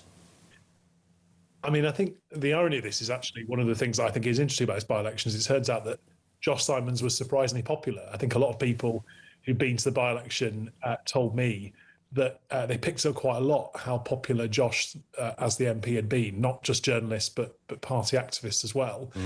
So this clearly was an act of someone who was seeking to engineer a change in leadership. I think it's very clear that that's what Josh Simons was trying to do, and he was only able to do that by giving up a job he'd only held for a couple of years. Yeah. But I think I mean, we live in a parliamentary democracy, right? If you want to be the French Prime Minister, the president can just pick whoever they want, right? Emmanuel Macron can get out of bed one morning and say, I'm going to get myself a new Prime Minister, and he can pick whoever he wants. Yeah. Do you mean that is not our system? We have a parliamentary system, and it's a quirk that in order to be a Metro Mayor, to hold those policing powers, you can't double job. You can't also be a member of Parliament, and there are good legitimate reasons for that. So we've kind of created a system where mayors are, until they finish their term of office, and unable to also run for leader. And as Boris Johnson also proved, these elected office holders do have a lot of profile, which makes them potentially quite natural candidates whenever a leadership election might come along. We now think there's going to be one of those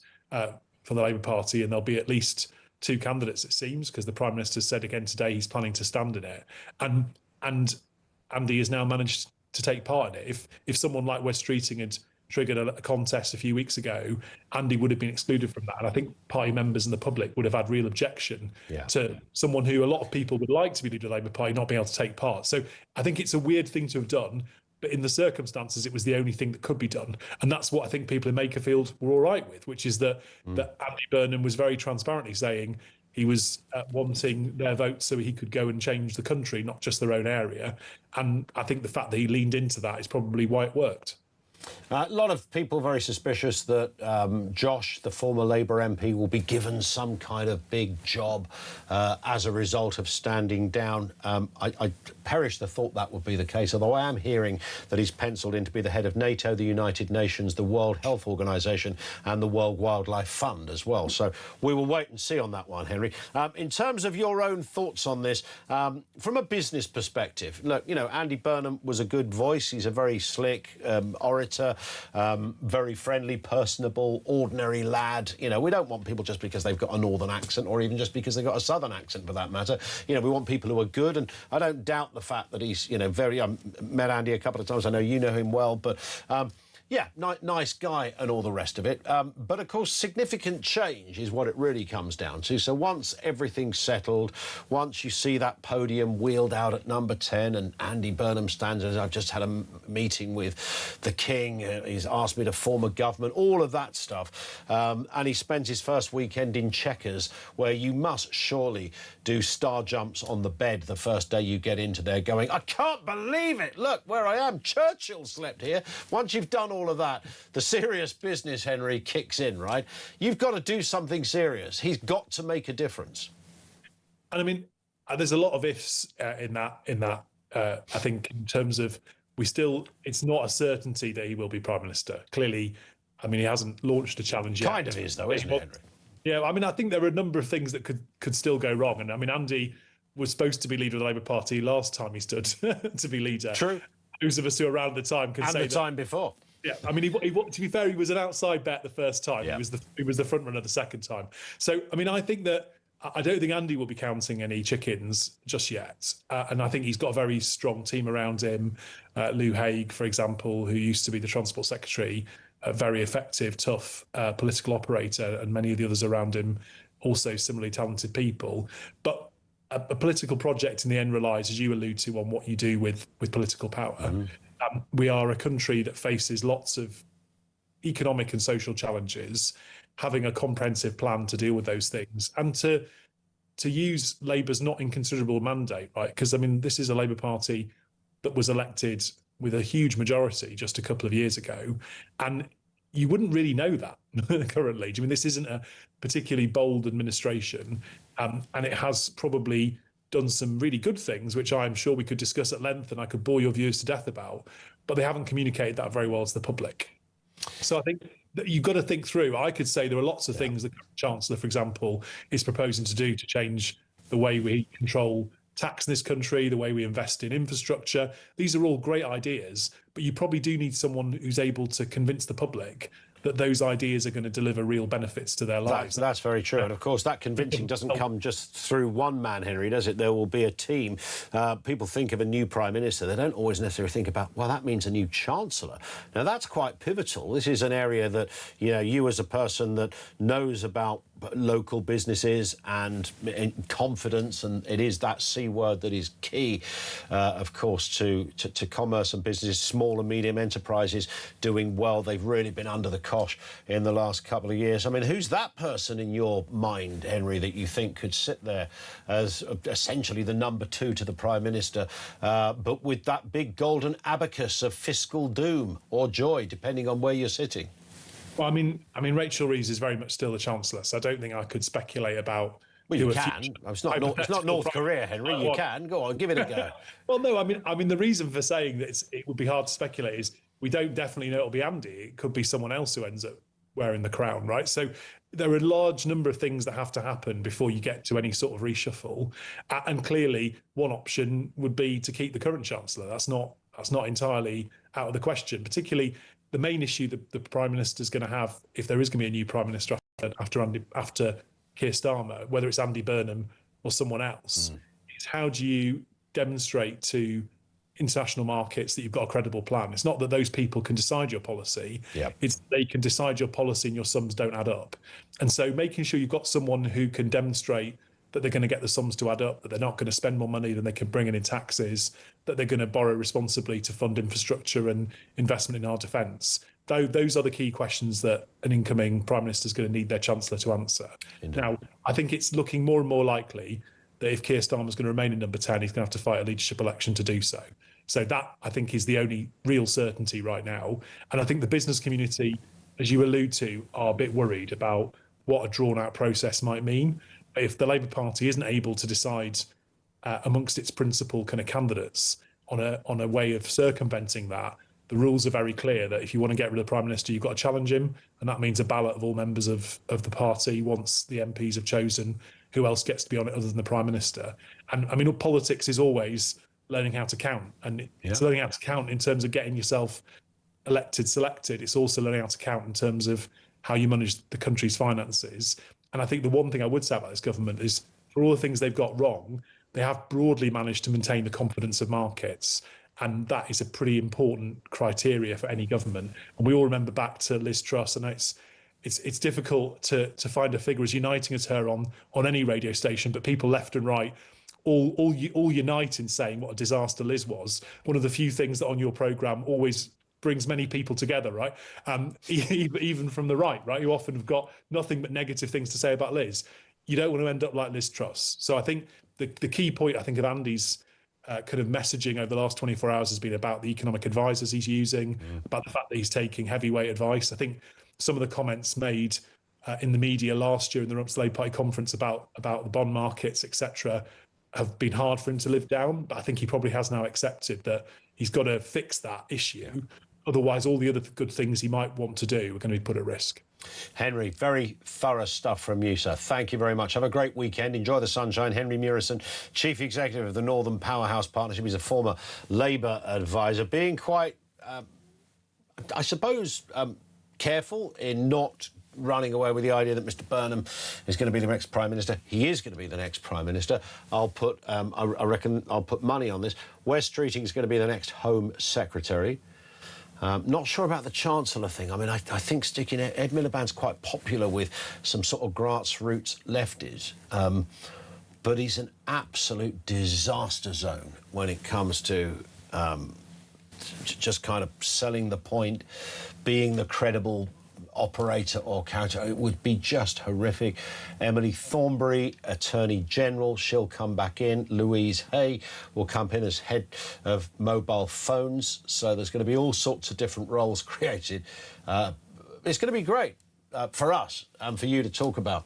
What will our country look like? We'll probably explore this more on Monday, I reckon, on the show. But certainly over the coming days, I think we're going to see some movement.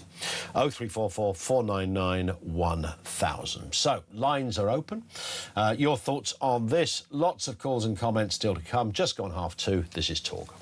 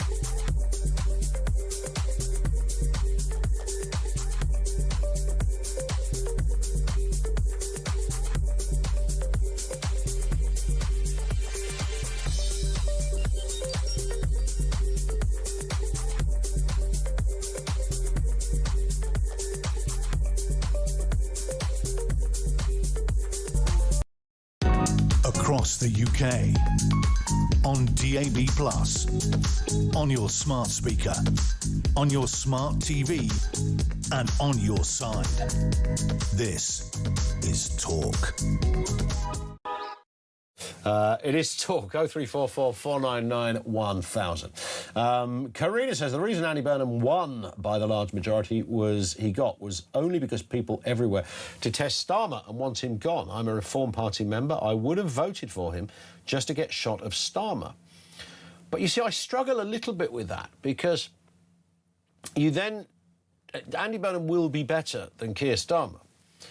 So I get the idea, get rid of Starmer. This is what Nigel Farage said today, get rid of Starmer, and there's, a good start. So vote for Andy Burnham, gets rid of Keir Starmer, but it also increases Labour's chances of remaining in power because Andy Burnham will be significantly a better operator than Keir Starmer. I mean, he just will be. The way you can see him at a press conference, I mean, I know once you get the job, things start to look very, very different, but he'll be able to do it with a little bit more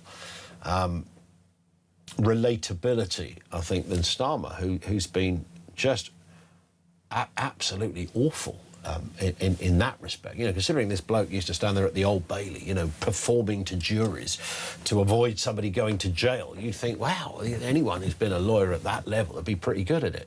But he's been flipping hopeless.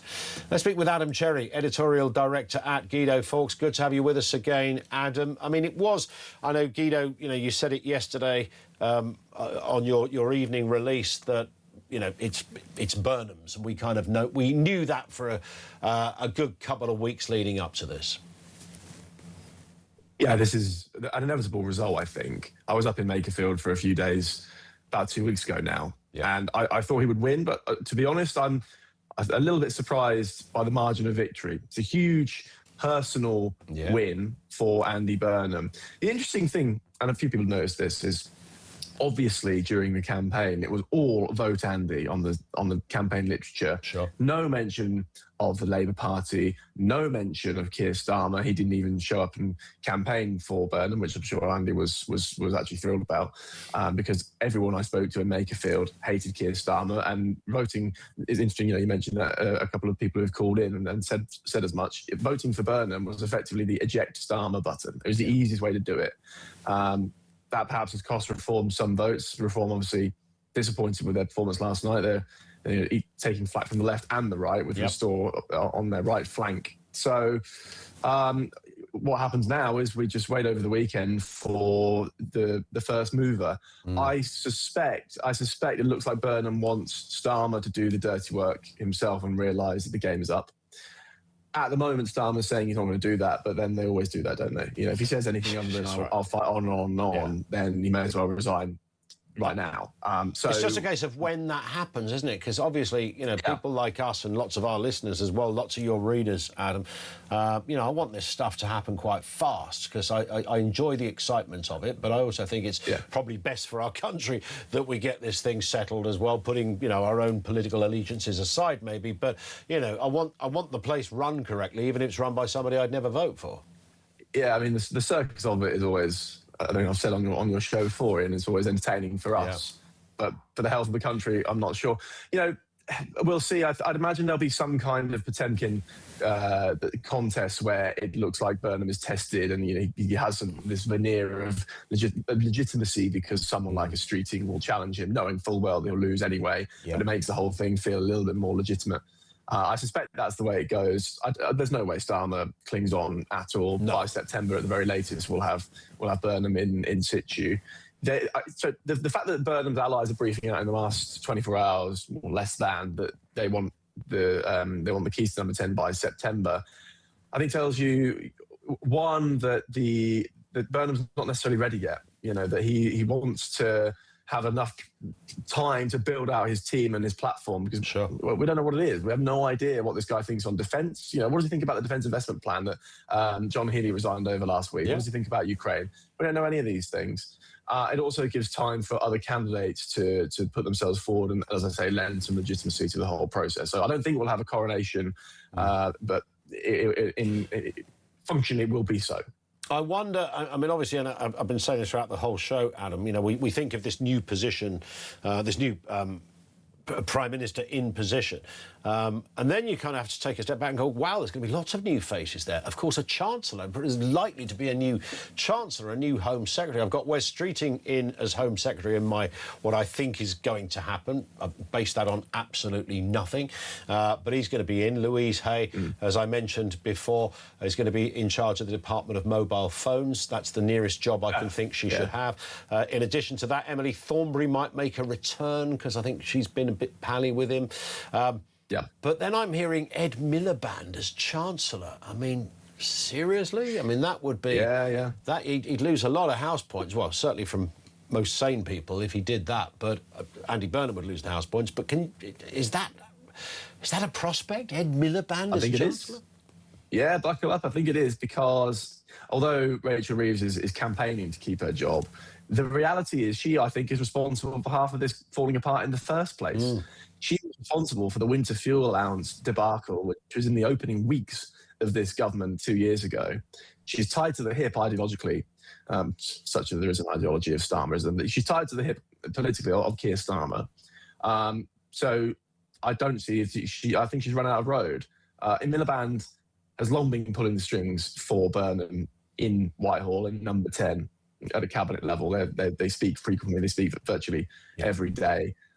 He wants that job. I saw somewhere someone reporting, journalists, forgive me, I've lost their name, but they said that a cabinet minister was saying that Miliband has figured out he doesn't need to have the title to run the country. So I would strap in and get ready for Ed Miliband in number 11 and then present his first budget in the autumn. So that's some fun for us to look forward to. Yeah, I mean, that would rather shape the direction, wouldn't it, of Burnham's administration, that we would be able to, I mean, conclude and extrapolate from that quite reasonably that this will be very much of the left. The net zero madness won't be subsiding. It will be increasing. There'll be budgets for that. The 50p tax rate, you can almost hear him saying it from the dispatch box. All of the above is likely to happen. Oh, yeah, it'll be a smorgasbord of tax rises and nonsense. The only thing is, you know, they're kind of constrained. The whole thing is so ridiculous because they're obviously, until they have another election, they are constrained by the 2024 manifesto, which obviously Burnham didn't even write. He wasn't in Parliament for it. That's true. So they can't raise taxes, can they? Well, they can't raise income tax, they can't raise VAT, and they can't raise national insurance. Those are the big levers. Those are the ones that pull in any serious money. So you end up in the same situation, the same quagmire that Rachel Reeves has found herself in, trying to a penny here and a few pence there. So unless they go big and capitalise on any early momentum they have, obviously it's proven such that Burnham has some personal brand to speak of. Otherwise, you know, we wouldn't be having this conversation right now. If they want to go big, they should call an election early. I don't mean tomorrow. I don't mean in 2 months, but certainly within the next year or 18 months, I think it's a possibility because he'll want his own mandate, and to enact any of this sort of stuff, any of the big picture stuff, he'll need to tear up the 2024 document. Indeed. I mean, I suppose in effect, perhaps he could argue that, look, these are exceptional times. These are, you know, I wasn't part of the policy team that put that manifesto together. So for the sake of the country, could that be argued, or would that be too controversial? I mean, it could be argued. That's what they're saying at the moment. But, you know, my position is that it will just become untenable. And also the fact that if, you know, the longer that they wait, the longer they give reform to build up momentum and select their candidate. You know, then there's never going to be a better time. The honeymoon period only lasts for so long, and you can never get back that goodwill. The moment he makes an unpopular decision, whatever it may be, he damages his chances. So I know they're ruling it out, but they would, wouldn't they? This is politics. We know what these people are like. So I wouldn't discount it, as I say, within 18 months. Indeed. So perhaps sooner. Listen, Adam, great to have you on. Have a cracking weekend. Thank you, Adam Cherry, editorial director at Guido Fawkes. Always good to get his thoughts on these things. James in Wakefield says, as and when Burnham does become Prime Minister, his success and charm will be very short-lived. His tax and spend agenda will further anger the electorate and send the bond markets into a spin. He will also not address immigration, and hence the same issues as we have now will remain. And then we will be looking for him to go, just perhaps next summer, not this, says James. Yeah, and as Adam was just saying there, I mean, in theory, they have got to keep to the manifesto in not raising taxes, but we already know they have done it. They did it with national insurance. The lack of business acumen and understanding of small and medium-sized businesses in this country has been utterly breathtaking from this current administration. Really not getting it. The cost of living crisis isn't going away.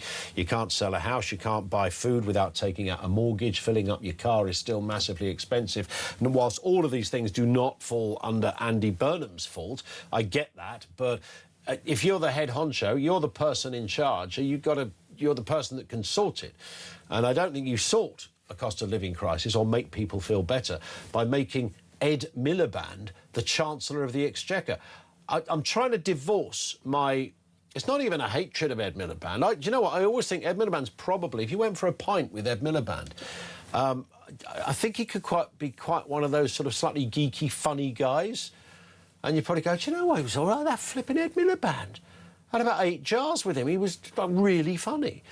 And that's great. He's really funny. I don't want funny man Ed as my Chancellor. And there's the problem. He is politically wed to a far more left-wing agenda than currently Keir Starmer has allowed him. So everything that you find mad and a barrier to growth and normality, I sense they will continue with, but with booster rockets.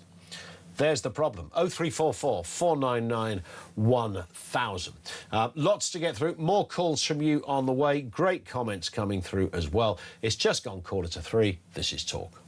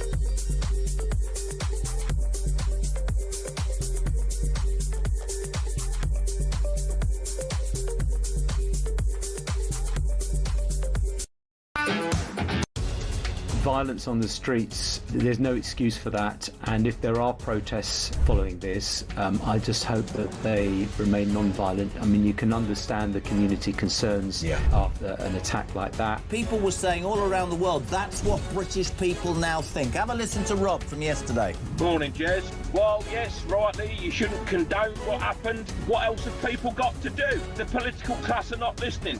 These people who are coming over here illegally, they're rapists, terrorists, they're coming over here. It's literally like putting a wolf in a sheep field.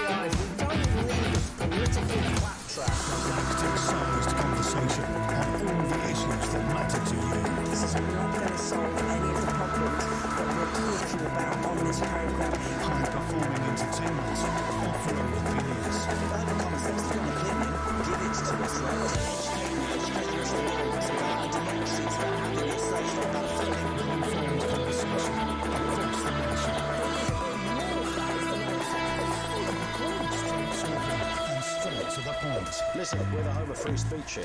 People say things, you counter it, you call in and say what you want to say. Get the very best conversation on DAB+, online, on the app, or watch on your connected TV. This is Talk. Across the UK, on DAB+, on your smart speaker, on your smart TV, and on your side. This is Talk. One in from Paul in a thankfully Labour-free Belfast and Northern Ireland says, Burnham may be more engaging as a public speaker and a human being, but he's a far, far bigger liar and waffler. It's all empty rhetoric. Words, words, words with an insidious ideology behind it all. It's going to get much worse when he becomes Prime Minister. You always have to wonder why somebody wants the job. And I find it quite... I still find it weird of how he ended up, like, in that position and this fella Josh stood down so that Andy Burnham could feather his own nest. I find that kind of a bit weird. And the old adage that, you know, the moment anybody who wants to be a Prime Minister should automatically be stopped from being a Prime Minister. It's not something the desire to have supreme power should always be questioned. Unless you are such a you know, I suppose if you are somebody, I can sort of understand Jeremy Corbyn in the same way as I can understand Thatcher. I could see why Corbyn would want to get his hand on the gears and the levers, because it sort of makes sense. He's got an idea of what the world could look like and would look like in his kind of left, sort of slightly Marxist utopia. And I understand that. I completely get it. Andy Burnham, like Thatcher did and all the rest of it. Andy Burnham, I don't know what his worldview is on things, other than the fact that he wants to be the Prime Minister. So Andy Burnham is sitting there now thinking, wow, if this works out, and it will work out, in about 3 weeks' time, I'll be mooching around the place with 25 armed protection officers, flying in, you know, into all sorts of countries. I'll be spending Christmas at Chequers. Unbelievable. This is about to happen to me in the next month. It's a weird feeling to have that. But of course, why? Why does he want that? What does he, you know, what's this incredible radar and compass and antenna that he's got to go, yeah, I must implement this, other than here's a few tweaks that are a bit lefty and I think it might work. That's my kind of fear. Before we speak to Andrew, who we will in just a second, it's day 4 of The Voice of Doom. Speaking of politics, The Voice of Doom is a mystery voice bit. It's always a politician or someone obviously connected to politics. They could be from this country, from elsewhere, left-wing, right-wing, young, old, dead or alive. It's a very simple question. Who is this? Any of the noble aspirations. It's quite a tricky one. Here it is again. Any of the noble aspirations. If you think you have a clue who that might be, 87222. It's the only way to have a crack at it. 87222 if you know who this is. Any of the noble aspirations. 87222. We'll tell you after the news at 3, but only if we get a winner. Andrew down in London. What have you got for us, Andrew? Hi. Hi, Ian. Good afternoon. Afternoon. Yeah, I was just speaking to a researcher about Makerfield, and yes. I think I'm not saying you've missed the point, because you certainly haven't, but it hasn't been mentioned as much as I thought it had been, by the fact that most of the people voted for Andy Burnham to get Starmer out, first and foremost. And I've spoke to a few Reform supporters in the area who actually did the same. They'd rather take the risk on Andy Burnham being more of a Prime Minister than Keir Starmer. Do you not find that a bit weird that a Reform voter would vote for Andy Burnham rather than their own character, their own candidate? After, you know, when this was announced, yes, I would have thought that would have been a bit weird. But when you look at it now, this man has got another 3 years potentially where Reform, Restore, or whoever those right-wing or centre-right-wing groups, they're not going to be able to touch anything he does. And so it's got to be the way forward. The other thing that was mentioned, and I said again to your researcher, if you don't mind me rabbiting on, was maybe it's looking at possibilities of building a relationship with the US again, because Keir Starmer's dented that and trashed that totally. And I think Burnham, in terms of, you know, from a Labour leadership point of view, could possibly do that. Yeah, I mean, because there is another view of Burnham, and that's that he won't do this hard left thing that people are talking about. He'll surprise everybody and revert to, you know, a slightly more Blairy kind of Thatcherite thing. Although, having said that, he's made a lot of noise, hasn't he, about tearing down the last 40 years of what's gone wrong. So I don't know how he's going to rebuild it in 24 months, which, of course, is the timescale he would have, or 36 months. Maybe. Yeah. And sorry, Ian, just one more thing as well. Yeah.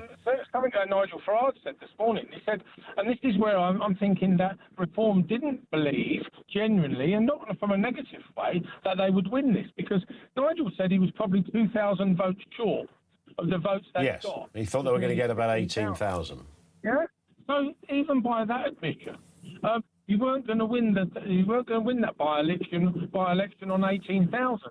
So I think there was some realism there, saying that more people want Starmer out than they could afford just to let reform in on one mandate at the Makerfield. You don't think so? The candidate Rob Kenyon came under a bit of stick for some social media posts. I never usually dwell on that whole thing. Oh, look, somebody once wrote something about someone in 1972 or whatever. I don't know. I hate living in that world where we do that, but I can see why some people would say, actually, there were a couple of things that are not great. I don't think you judge an entire person's, career over it. I mean, for goodness sake, Andy Burnham brought Hugh Grant in to help campaign for him, and look at his past. So, you've got to be careful when you do that. But do you think Rob Kenyon was the problem? No, not at all. Not at all. I think the problem was, from any other party's point of view, was Andy Burnham. If that would have been a general election or a by-election being fought by anybody than Andy Burnham in the Labour Party, I don't think we'd be in the situation. Yeah, that's true. Particularly if Burnham was standing on a ticket just to be an MP rather than to be a potential Prime Minister. And that's the thing. Yeah. There's so many ways of carving this one up, isn't there? Great call, though, Andrew. Thank you very much indeed for that. I'm just thinking about this idea that Reform voters voted for Andy Burnham to get Starmer out. You see, nobody knows, right? This is it's great and it's also frustrating. No, because it can go so many different ways. My thinking instinctively is if Andy Burnham made Ed Miliband the Chancellor and the country went more lefty, then that would be great news for Reform and very bad news for Andy Burnham. So why would Andy Burnham want to go down that route unless he's so confident that actually and I've said it, how many times have I said this? We're all in a bit of an echo chamber here. And Makerfield was a wake-up call for the right to go, yeah, do you know, there's more of us lefties than there are of you righties. Is that ultimately what the crack is?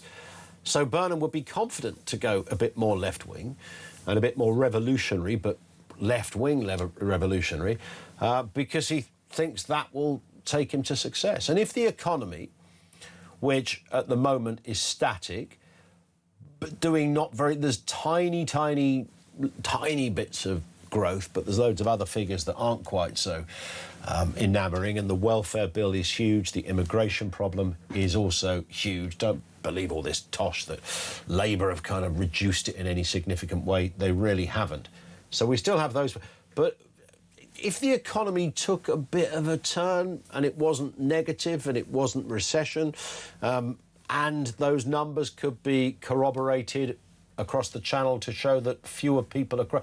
If all of that fell into place, Burnham could convincingly win the 2029 general election. So that, to me, is why it's curious that a Reform voter would vote for a Labour candidate, and one claiming they're going to bring socialism to this country in a far more authentic manner. 0344 499 1000. That's where you'll find us. 87222 if you're messaging, which is also the number if you know the voice of doom. Here's the voice. Any of the noble aspirations. Think you know who that is? We might tell you after the news at 3, right here on Talk, which is next.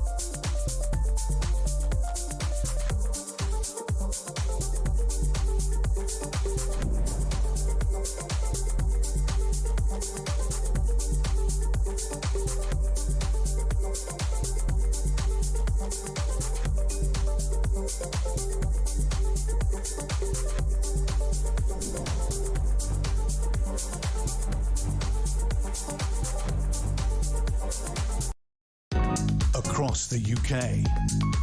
On DAB+, on your smart speaker, on your smart TV, and on your side. This is Talk.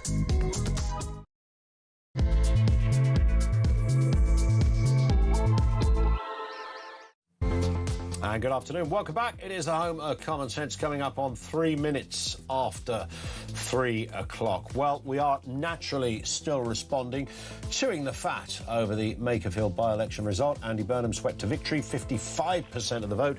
Reform coming second, 35%. Burnham, of course, used his victory speech to pitch himself directly to the country as Prime Minister. There was no doubt about that. He's calling for sweeping changes, the economy, education and migration. When does he get the big gig? It's going to happen sooner rather than later. Do you think that's days or weeks? And the Labour leadership challenge now looks inevitable, as I mentioned, with Burnham expected to make that move within possibly the next few days. Labour MPs already urging the PM to quit, and Starmer defiantly insisting he will not walk away from a contest. I don't think that's going to happen, by the way. I don't think Keir Starmer is going to go into a contest with Andy Burnham. Let me be clear, as he would say. This ain't going to happen. And despite pre-election fears of a split right-wing vote handing Burnham an easy ride, Restore managed only 7% with Reform on 35%. Even combined, the two parties fell almost 20% short of Burnham's commanding majority, suggesting the real problem for the right runs far deeper than factionalism alone. I think that's a really interesting part of this debate as to where it goes next, what it means for Restore. I know from doing many phone-ins over the last year on these areas and subjects, there seems to be, certainly vocally, a lot of love for Rupert Lowe and what he's doing. Many people are making the argument that Restore are what Reform should be. That's why they've gone to Restore. But it wasn't shown yesterday at that by-election. Thoughts on that? 0344 499 1000. This is from Huey, who says, watch this space, Ian. Josh Simons, former MP for Makerfield, will be among the first people Burnham sends to the Lords. Well, it's a point I've made many times myself. Either in the House of Lords or there's loads of other big jobs that lurk around. I mean, the House of Lords is a good job if you do it seriously and you're serious about politics and policy. The House of Lords can be a really good job. It'll pay you 360 quid a day on the days you're sitting. Remember, that's probably only collectively for maybe... Did I read somewhere that you could probably earn 65 grand a year or something? It's not the 120, 150 that you could earn as a cabinet minister. But there are other jobs that you can get. You can be up close and personal to the Prime Minister of the day. You could be the chief secretary to the Prime Minister. That's not a bad job. The role currently taken by Darren Jones. Katie in Bristol says, Reform's problem in Makerfield is that they started looking too Tory. Burnham was smart to keep mentioning Thatcher because there are plenty of older ex-Labour Brexit voters who will back Reform but will never back anything that reminds them of the Tories. Bringing in people like Eccentric blurred that line and cost Reform votes. Now, again, I'm split on that because I hear what Katie is saying. But, of course, in many respects, the Eccentrics and the Bravermans coming into Reform surely are the greatest selling point, because these are the people that have been in the Conservatives and said they're no longer Conservatives. I used to be the Home Secretary. I don't recognise the party I joined. This is the party I recognise. So, and of course, Nigel Farage, former Conservative, Richard Tice, former Conservative. So not actively as politicians, but, in terms of where their vote went. So I kind of get that bit. I think the bit that Burnham did do quite well is he never went personal. When they had that first question time and everybody was trying to slaughter Rob Kenyon, especially that Green Party character that they sat next to him, Burnham didn't join in with that. Didn't join in with it. He didn't go there. And that was a clever move. Whether that's instinctively within his electioning kind of character? I don't know. But he didn't go there. He didn't say, who is this son of a gun, plumber, merchant who's, you know, got some dodgy tweets. He didn't go down that line. And that probably played rather well for him. Let's speak with Dan Barker, board member of Reform UK. Dan, good afternoon to you. I mean, there's so much to be said on this. You can slice it, analyse it about 78 different ways, which, of course, is what makes it rather exciting. Yes. Bottom line, of course, it wasn't that long ago Reform were pretty confident that, you know, this is ours to lose, as it were, because you had a local lad, a relatable lad who was the candidate. I couldn't give a hoot, frankly, about old tweets. I mean, that, you know, I know people lose their mind over it, and I'm sure he'd rather he didn't write some of them, but I don't think that's decisive. Andy Burnham, of course, was a factor because he's a bit of a name. He was the mayor of that neck of the woods. What if I had to put it to you like this, Dan? And by the way, I don't think it did fully go wrong, but this is how people would frame it. What went wrong for Reform last night? Well, you know, I had the same question this morning from the BBC about 5:30, and I would say, you know, we did really well there. We didn't win, right? But if you think about that seat, since it was created in 1983, has been Labour. And if you go to the previous seat, I think it was Ince, has been Labour since 1906. So the fact that we're even challenging them there at all speaks to the collapse of Labour's vote nationally. I would also say that, you know, Burnham is very popular as the mayor. Is a big personal vote. In the last two mayoral elections, he won all 220 wards across Greater Manchester. So he cuts across all the different groups within Greater Manchester, from your kind of working class areas, ethnic communities, metropolitan liberals, students. He cuts across them all. So you know, it was a David and Goliath contest.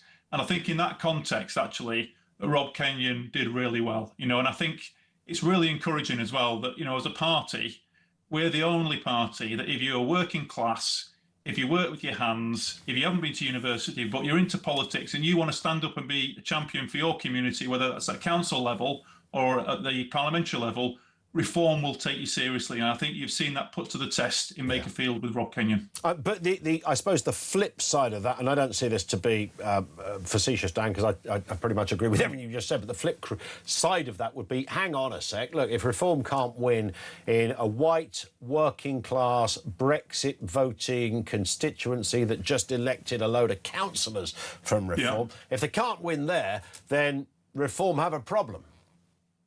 No, I don't think it's like that at all, actually. And I think, you know, it's you know, we did get a very good share of the vote. We've increased our vote share. This was not a normal contest. You know, we're up against, it is literally a David versus Goliath. You know, Burnham is not a normal contestant. If there had been any other candidate from the Labour Party, Rob Kenyon would have won with a comfortable margin. I am pretty sure of that. Yeah. Where do Reform go next on this? Because there's always going to be criticism of newer parties in terms of selecting candidates and the like, because there is obviously a thumping disadvantage. I'm sure if you went to the Conservative Party candidate campaign filing cabinet, you'd have to dust it down and find the darn place first. But if you found it, there's probably about 2,000 people in there that are kind of almost ready to go. Reform have had to start from scratch a little on this, so that makes the job naturally more tricky. There is always the balance between finding, you know, a real grounded local person, but then you have to sort of juxtapose that with that person's ability to sound like a politician, which is significant. It's a balancing act. I actually thought Rob Kenyon did rather well in quite a lot of interviews that he gave, and I thought he came across really well. And I mentioned the lunatic that they sat him next to on Question Time, the Green Party woman. Not only did she do the, you know, say sorry down the barrel of that camera as if he was responsible for flipping Watergate. That was just almost laughable. But, you know, when he got her on things like, you know, immigration, you know, if you have more people come to the country, you need more houses. I thought he was brilliant on that kind of stuff. But it is tricky nonetheless. Now you've got to, you know, as we move towards 2029, I know there's 3 years left, but you've got to find hundreds of these people, Dan. Well, we can just comment on that Question Time, which I've got to say was a new low for the BBC. I was appalled by, you know, the kind of the blatant bias they gave to Andy Burnham to basically give a pitch without interruption. and without any qualification of what he said. And then they turned to Rob and said, "Oh, let's talk about all these tweets you did about, misogynising women." And I thought that was, a real low point for them. And I think given the tough time he got, he did it with calm dignity. And like you say, I think he really put the Green Lady in a place saying, this is basic maths. Yeah. You bring more people in, you need more housing, don't you get it, kind of thing. But in terms of our candidates, I mean, we've got a process that's well underway. And I won't give you the numbers, but there's more than enough people have applied than we need, and the applications are still coming in, and we've thrown it wide open. Like I said before about you're working class, not got a degree, and you do something with your hands, you'll be taken seriously as a candidate. Well, we've had that across the board. We want people who've done different things, got life experience, whether you've run businesses, whether you've been at home with a family. We want all perspectives to come in, because politics is broken, and you've got to look at the reason why politics is broken is because whether it's Labour or the Tories, it's the same type of people who are becoming MPs. And if I can just comment on that, the fact is, just think about this. There's 402 Labour MPs, and yet not one of them is good enough to step up to replace Keir Starmer. We've had to have a by-election to bring Andy Burnham there. What does that say about the stock of MPs we've got in the Labour Party? I mean, that's a great point, isn't it? And that's factual as well. It's not an opinion, it's a fact. Because if there was, you wouldn't need to go through that process that we've just been through. You just pick, in theory, out of 400 or so, you at least want... You should have a handful, shouldn't you? You'd have a dozen at least. Well, you go, right, OK, what about old Mark Smithers over there on the back bench, Lincoln MP? He's brilliant, he's a firebrand, he's great, he's working class, he's got, he's clever, but you can't pick one, because they don't exist. Exactly. It's Hobson's choice between Angela Rayner, Ed Miliband, or Wes Streeting. Which is the least worst. Well, all of those people you just mentioned are likely to kind of... one's already in the cabinet, of course, Ed Miliband, but there is every likelihood that Angela Rayner will return. Ed Miliband might be the Chancellor, which makes me... literally makes my stomach turn. And Louise Hay will likely be back, despite her, the mess she got into once before. I kind of felt a bit sorry for her, oddly, for the same reason as Rob's, something that happened about 58 years ago. And I know it wasn't a great look, but she got fired for it. So she's been a big support for Burnham, so she's likely to be back. Maybe Thornbury will find herself in the cabinet after Starmer didn't even include her when he got elected. Do you think this Labour cabinet is going to look like a kind of almost Corbynite in its form? Or do you think Burnham just said all of that to kind of, get the lefty vote? Well, I think he's got to form his cabinet from what's there, unless he goes and appoints people from outside government. I don't think he's going to do that. I don't think that's him personally. And I do think that his premiership will be short and troubled. And the reason I say that is not because, I'm against him or anything like that, because I'm on the other side of politics. If you look at what he's done up in the last 9 years in Greater Manchester, his record has only just been put under the spotlight with this by-election. He gets an easy ride off the BBC, off the Manchester Evening News, and until very recently off the Manchester Mirror. And those are the three main rags here that cover the whole of the Greater Manchester area, media outlets. And I think under the microscope of the national press in Westminster, I think his policy decisions, because he's made quite a few poor ones, will not stand up. I don't think he can cope with the pressure. And I think the fundamentals have not changed for Labour. There's no money left. They haven't got the political will or the ideas to deal with immigration, the cost of living, cost of energy, defence. You're cutting the welfare bill. And actually, if Starmer couldn't do it and he's more to the right, how on earth is Burnham going to do it? Yeah, that's a fair point. Just a final point. I had this message in from Becca. I'm going to read it to you because she sent it in. Dan says, I don't like reform. Reform are still a PLC, so that's why they lost my vote. I'm back to being politically homeless, says Becca. I don't think Reform... Well, I know Reform has never been a public limited company. That would mean you could buy shares in it. But I think what she's referring to is when it was a company rather than a party. What is the status, Dan, of Reform? We are a legitimate political party. We're registered with the Electoral Commission, which means we get the scrutiny and oversight of our structure, of our finances, of our processes, how we appoint people, how we unappoint people. To say that we are, a PLC limited company, I think is a cheap jibe from the people on the left, which seems to have kind of got some traction, but it's not true. You know, we are regulated by the Electoral Commission like everyone else. All right, Dan, on that point, thank you. Dan Barker, board member of Reform UK. You heard quite a lot there from him. Your response, 0344 499 1000. Ben in Stockwell says the Reform Party candidate lost because their leader encouraged the racist thugs to riot. That will be a view that Mr Farage and others will completely dismiss and refute. This one from Pumpkin, it says when Keir Starmer resigns, we're going to have a party made to celebrate. One here. From Julian, Burnham will give Miliband a big role in his cabinet. A bacon roll. He will never live down the bacon roll. Who was it that... who was it whose dad sold Miliband? It was Christo, wasn't it? It was Christo's dad sold Miliband the bacon roll. I love that story. This one from Barry. Afternoon, Ian. Starmer has described people like me as plastic patriots.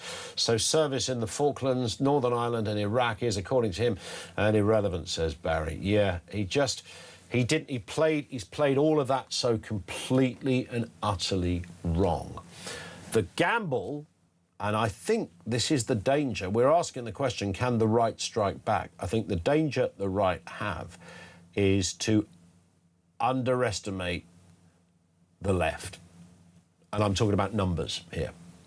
So when Starmer talks about right-wing thugs and when he talks about, yes, and you are allowed to point out right-wing thugs, I mean, I think we can take the right-wing bit out of it. Just thuggery, riotous behaviour, horrendous behaviour, attacking police officers. We all agree that is horrific. These people aren't politically engaged. They don't know the minutiae of the arguments or even the headlines of the argument. They're there for a scrap, all right?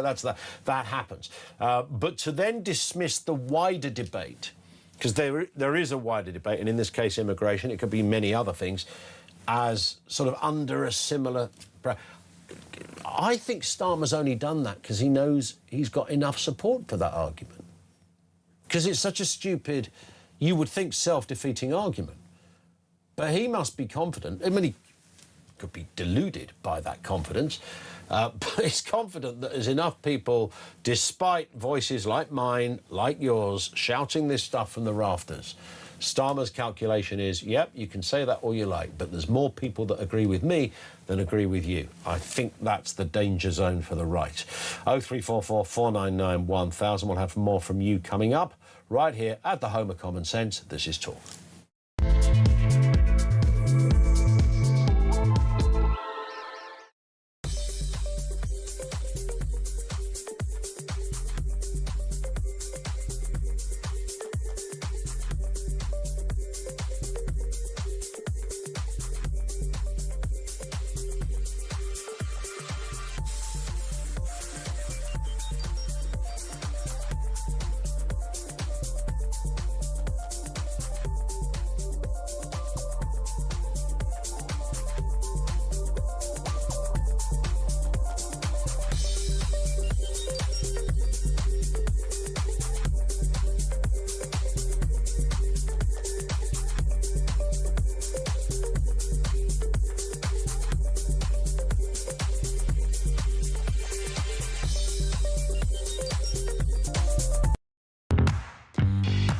We've got some breaking news that has just come in. TalkSport have announced a brand new partnership in a developing story. We hear they've created So Good Lager right in time for football's big summer. Just in, we're hearing that So Good Lager will be pouring pints across all O'Neill's pubs and some of the best sports pubs across the UK. With the big kickoff just around the corner, you can find out where to get your hands on a fresh pint of So Good Lager at talksport.com/lager.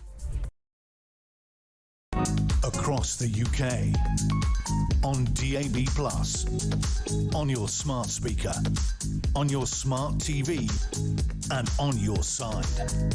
This is Talk. Julian says, my take on Restore is Farage is happy to use them as a political colour catcher, like you use in your washing machine, to attract the extremists and undesirables.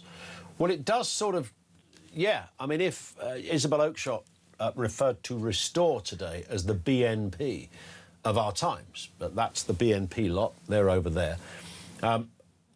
You can form an argument that it's kind of...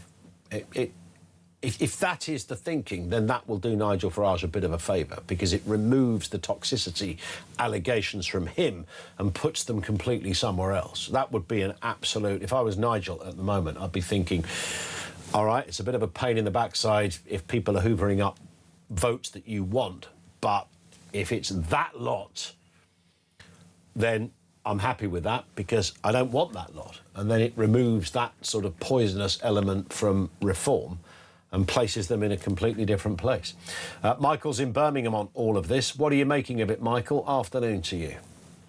Yeah, hiya. Yeah, Hi. I mean, I've just come in at the back end of that. I don't necessarily go in down the narrative that Restore are toxic and poisonous. So I think it's a time that you have to be quite extreme at the moment. But anyway, I wanted to talk about Makerfield. Yeah. Look, reform, there's two things to reform. There's two ends of the spectrum. One, they shouldn't be too disappointed. Makerfield is always Labour. I mean, that's why Burnham stood there. It's always Labour. It wasn't a shoo-in, but the polls are the polls. It was a tough uphill battle. But the second thing, their campaign was half-hearted. The candidate they picked, you know, I'm sure he's a very nice guy, but was useless. And frankly, he lost it after the Carol Vorderman thing. You know, let's just say that isn't laddish talk down the pub. I've been going down the pub all my life, and we don't talk like that. You know, if anybody talks like that, you look a bit askance, you know. Well, even if you did talk like that, the idea that you would put it on a public forum is a bit weird. Yeah. You look at 2020.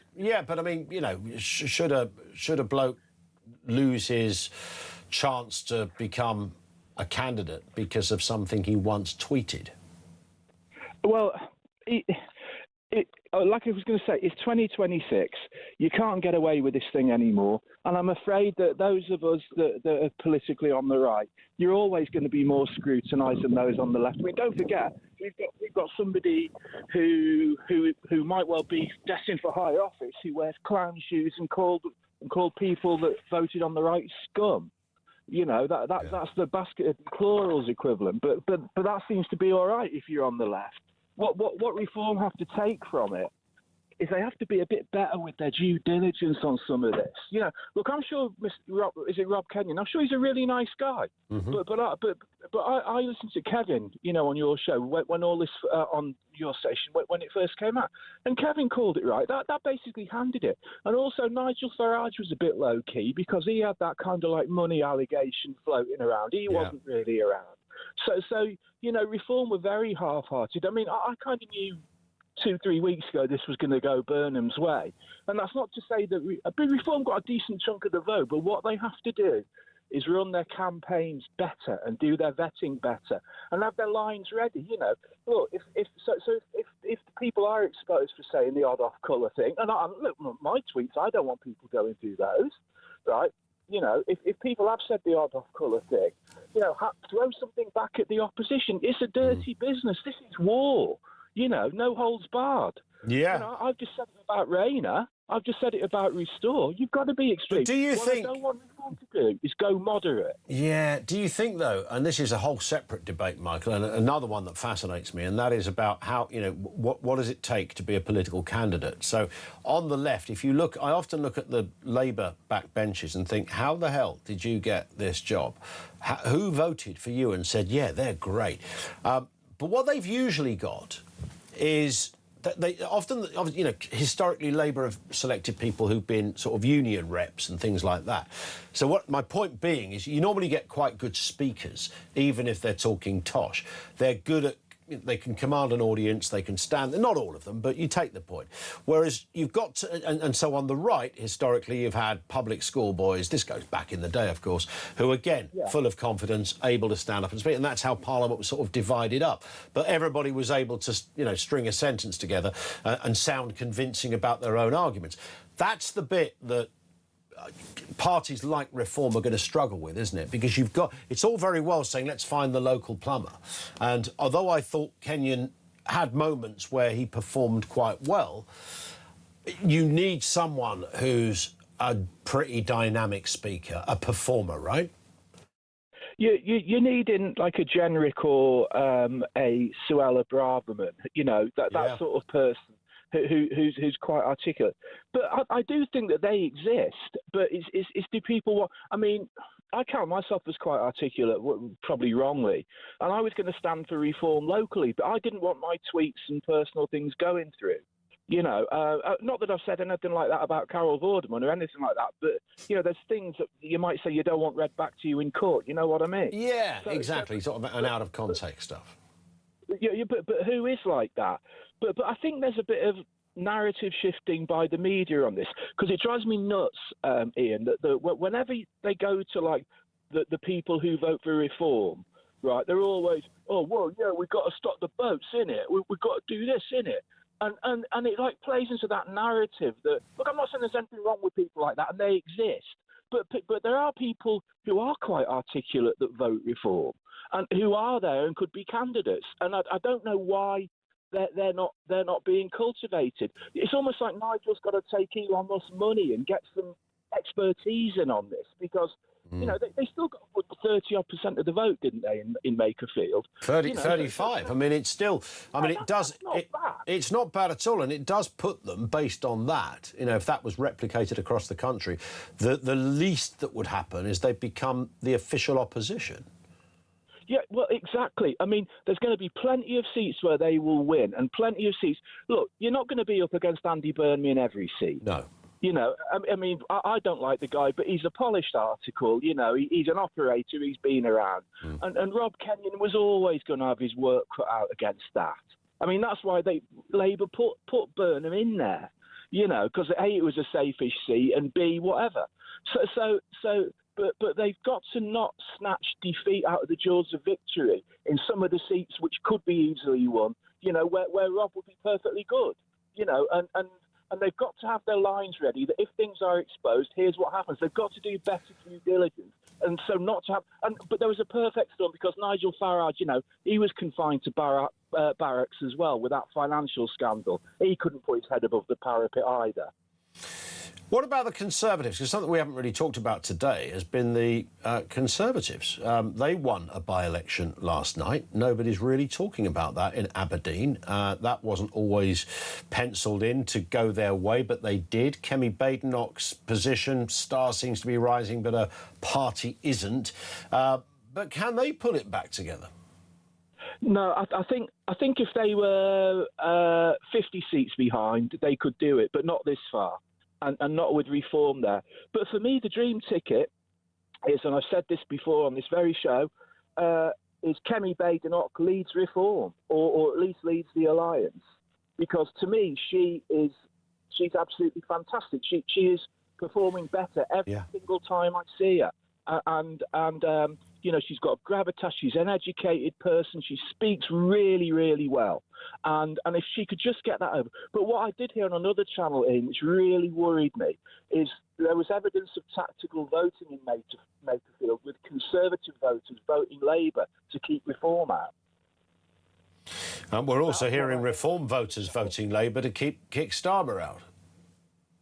Oh, well, yeah. I mean... the thing is, right, it's the old, I think you and I are both football supporters. What do you want with your bitterest rivals if they're not doing well? You want them to keep the manager they've got, not sack it. Well, I want Labour to keep Starmer. That was the hope, really, wasn't it, that Starmer stays there? But then you're also compromised on that one, isn't it? Because even though I don't like Keir Starmer or this government, I do want my government to succeed, right? I want our country to do well. So despite the fact that you have that moment when there's a bad stat about the economy or employment, you go, great, it's another thing to bash Labour with. Simultaneously, it's terrible for our country.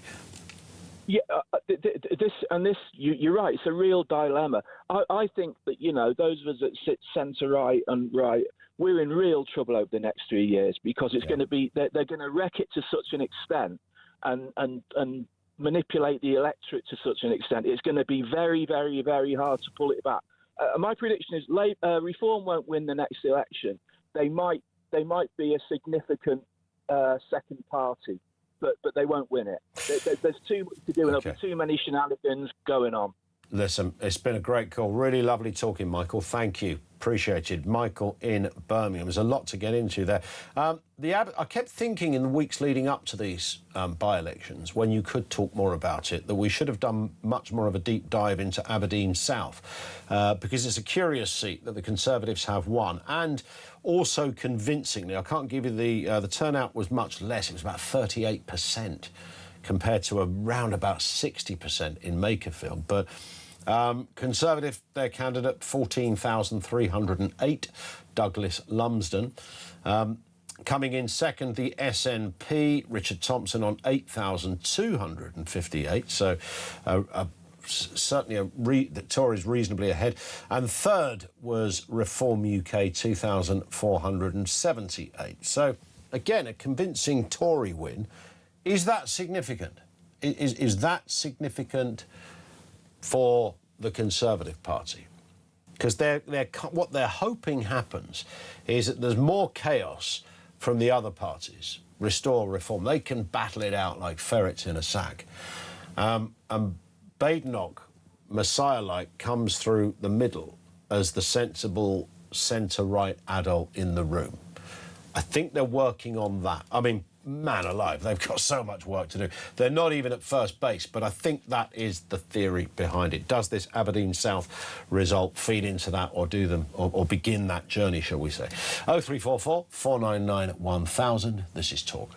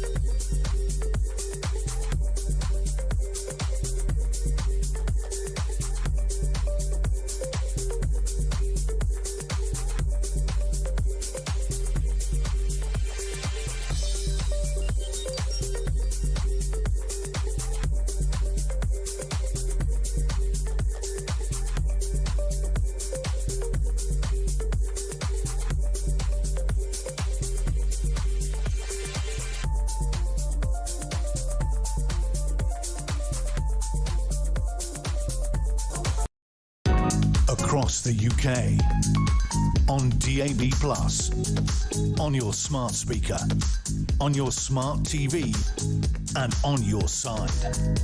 This is Talk.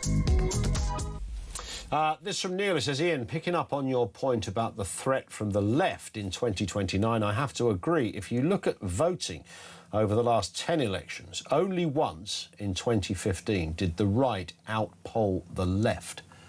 So a splintered right really are playing with fire and our future.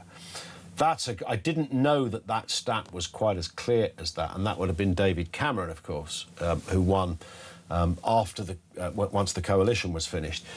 So that's when the right outpolled. If you put the collective, their left-wing parties, their right-wing parties. That's fascinating, Neil. Thank you for that. I'll use that stat for the rest of time. And that's the problem that the right have got. Could it be I know it's more nuanced than that, but could that be the simple headline? Let's get a word with Joanna Bell, political commentator on all matters Makerfield and Burnham. Joanna, afternoon to you. Nice to have you with us. I mean, just a point firstly on... I've been asking people this question at the end, but we've talked so much about the different facets to this, and there's so many narratives that come out of Makerfield. But the obvious one is, when does Andy Burnham become the Prime Minister?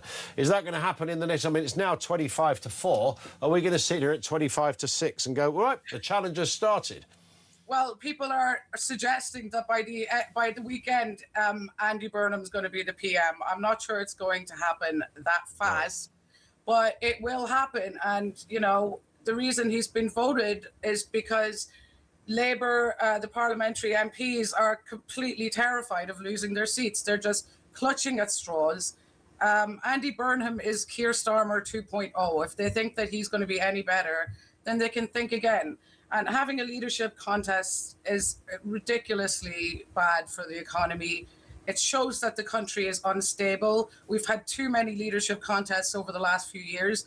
And it's, I hate to say it, as much as I think Keir Starmer is a disaster, I think it's going to get even worse under Andy Burnham. So you don't sense that this revolution that Burnham has talked about, he's going to deconstruct everything that's happened, not just over the last couple of years, but I think, if memory serves me correctly, Joanna, the last 40 years, the entire neoliberalism experiment, I think he referred to it. So that's Thatcherism, bit of Blairism thrown in, coalition, Cameron, Liz Truss, they've all got it horribly wrong.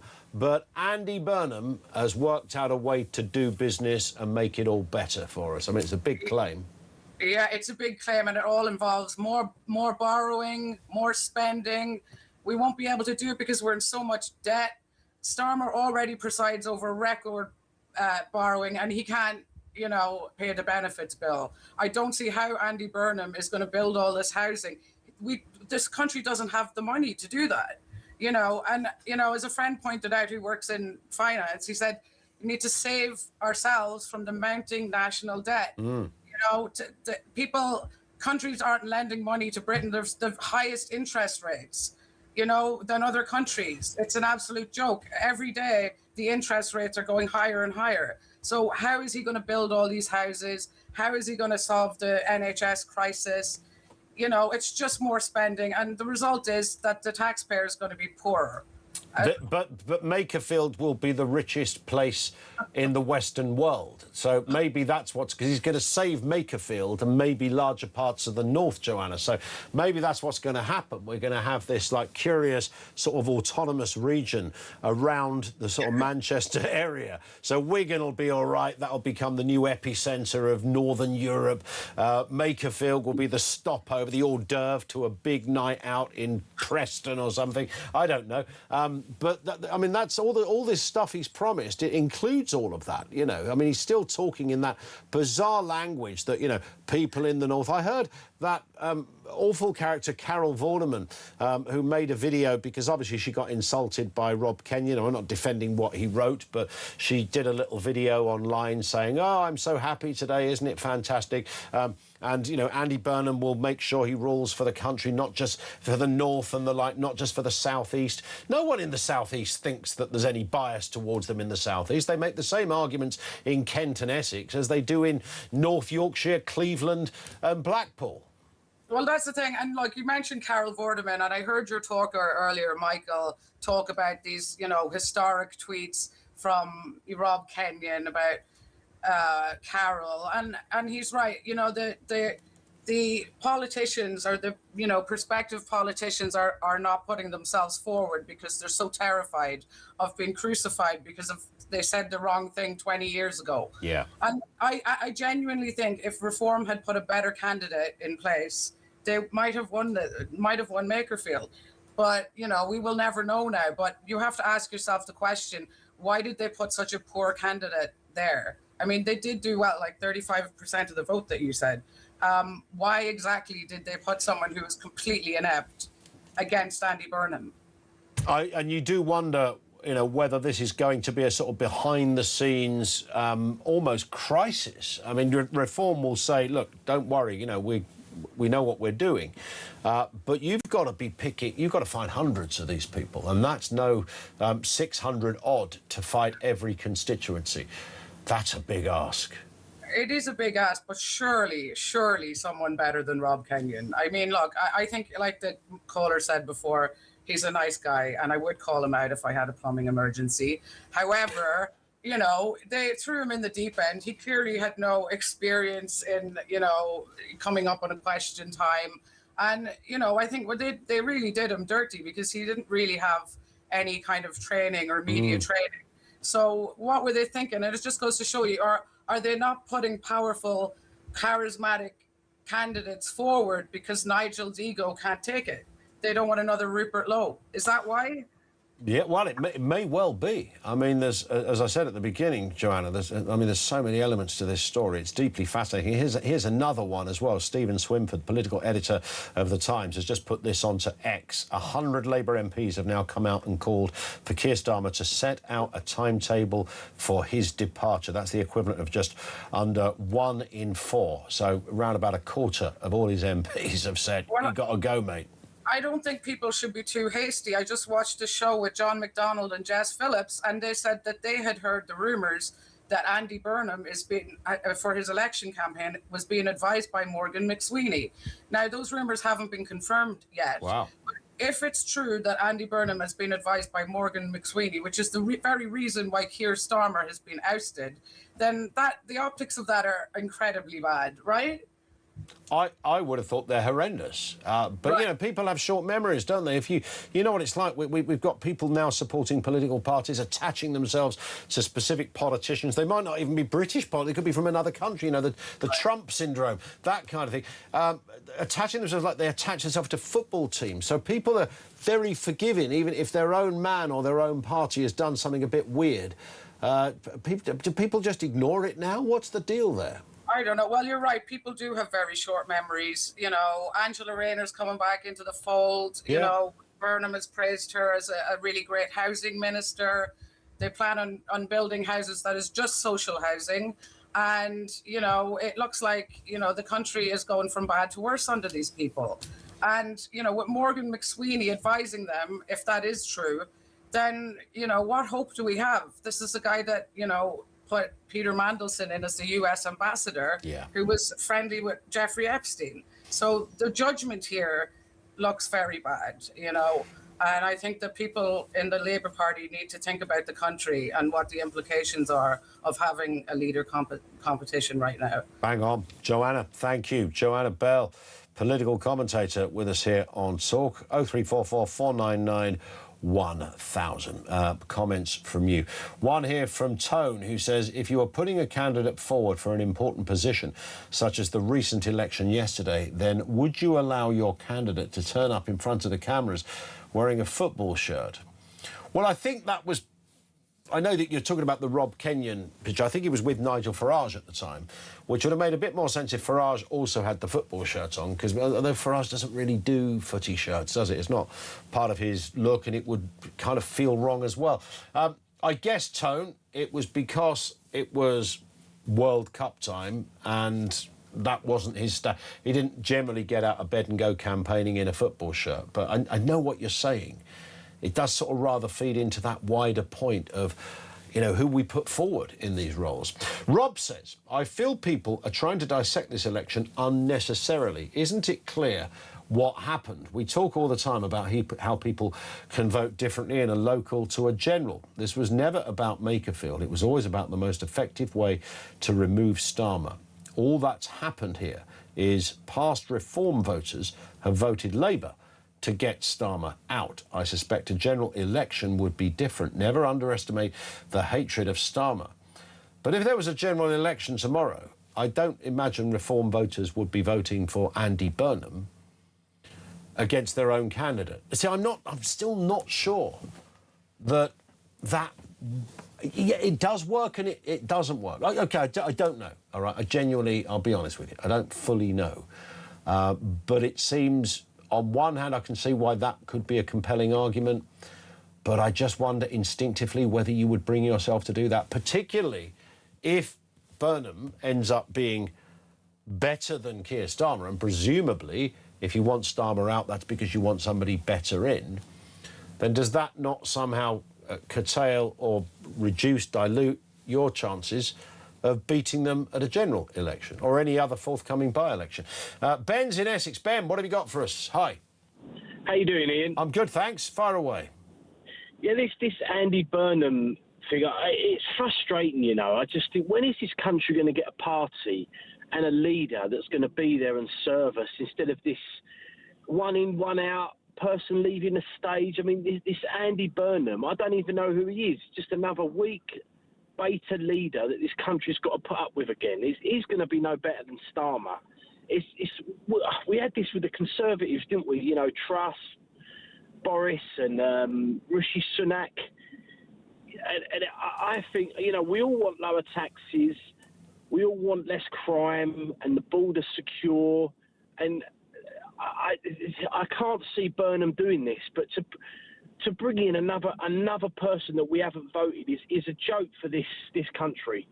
It really, really is. It's and this stuff does tend to happen, doesn't it? And it's deeply infuriating. And I find the Burnham thing even more infuriating than all the others we mentioned, Ben, because, you know, this is a guy that was given a winnable seat so that he could become Prime Minister. That doesn't sound very kind of focused. I mean, is he really there for Makerfield? Well, he's only taken the job, not because he loves Makerfield, but because he wants to be the PM. Exactly. It just doesn't seem right to me. You know, we need. I just wish we could have a general election. You know, and I think a lot of us would agree. Yeah. I mean, I know there's a lot to be said about getting Starmer out. I mean, I can't stand Keir Starmer, but Andy Burnham, I don't even know the guy. I mean, nothing he says or has said has been about policy or the vision of this country. It's all poetry and words, and I can't see it being any better. And God help us if Miliband becomes Chancellor. Yeah, I mean, it's a bit weird, that one, isn't it? I mean, it's only today it's really digested that could be a possibility. And, you know, what you hope is there's somebody around Andy Burnham going, no, this man is not, you know, the man for the job, because even if, you know, some people like him. And that's the problem, by the way, Ben, that apparently the left of the Labour Party really like Ed Miliband. I don't know how that could happen in real life, but apparently it does. But you would also think that he would, you know, he's more than Marmite. I think the rest of the country look at Miliband as a bit of a joke figure. You know, it's a man that's in charge of the windmills, for goodness sake. And all of that, if I was advising Burnham, I'd say, don't do it. The optics ain't going to work. Ben, I've got to move for no other reason than time, but brilliant stuff as ever. Thank you for that. Ben in Essex, great call. Right, Voice of Doom. We haven't given you the answer to this. Day 4, this is the voice we played you 1 hour ago. Any of the noble aspirations. Have we got a winner? These are some of the guesses. Gerald Ford, no. Mark Dover, don't know him. Liam Fox, no. Walter Mondale, Diane Abacus, no. Ronald Reagan, it is not. Richard Nixon, no. Dick Cheney, no. Finn says this is a hard one. Yeah, he's talking about the... Yeah, so that's our own producer, Finn, not somebody else who called in. He's very proud of this, but it's only day 4. So, yeah, we think this is a sort of in the tricky character. I know we've been here before when we've gone, it's really tricky, and then somebody's gone and won it. But this is tricky. Can we hear it again, Amy? Any of the noble aspirations. Nobody got it right. It rolls over to Monday, right here at the home of Common Sense. Now, in case you hadn't realised, the 2026 World Cup has officially kicked off. Come on, Scotland. I think we can fairly say that now. Here we are at Talk, celebrating this in style. How do you fancy getting your hands on a massive £26,000 tax-free? Imagine what you could do with all of that money. If you could do with a boost to your bank balance this summer, then these are the details of how you can enter. For your chance to win, visit talk.tv/win or text TALK to 8338 by 6 p.m. on the 20th of July 2026. Texts cost £2.50 plus your standard network rate. Or send your name and number by post to Comp 1, PO Box 3190, Colchester CO2 8GP. To arrive by midnight on the 23rd of July 2026. 18 plus, UK residents only. So for your chance to win, text TALK to 8338 now. This is a network promotion. Full T's and C's at talk.tv/win.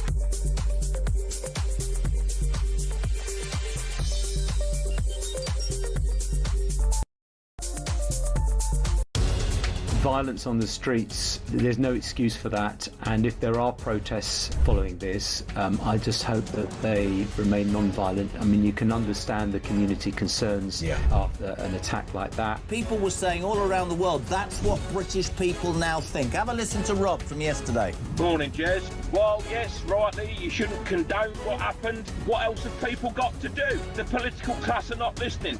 These people who are coming over here illegally, they're rapists, terrorists. They're coming over here. It's literally like putting a wolf in a sheep field.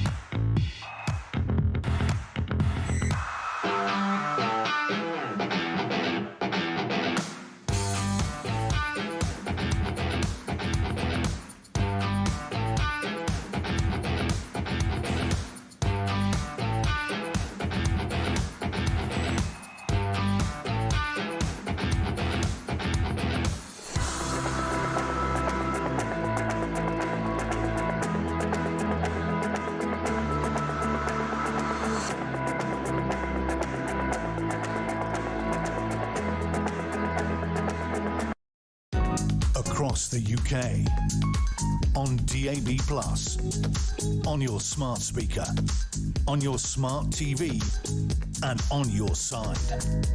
This is Talk. Let's go back to your calls. Fergus, down in London. Fergus, what have you got for us? Hi. Well, I was listening. I don't know how well you know Machiavelli's The Prince. I'm aware, obviously, and widely cited when it comes to politics. Yeah, exactly. And what's happening, I think, at the moment, Burnham is a great presenter, okay? He presents. Yeah. But he used to work for the Treasury many years ago, and the thing is, it seems like he's innumerate. And so he's going to come in, and if Starmer's got any sense, he'll gently resign, at which point Burnham will take over as Prime Minister and think, what have I got to do? Because he'll have no clue how to be a Prime Minister. I'm sure he was fine as a mayor and he got the buses cheap. It's a big difference, isn't it? When when you have the... I remember when the Tories were in power, remember Kemi Badenoch was a really good operator as a cabinet minister.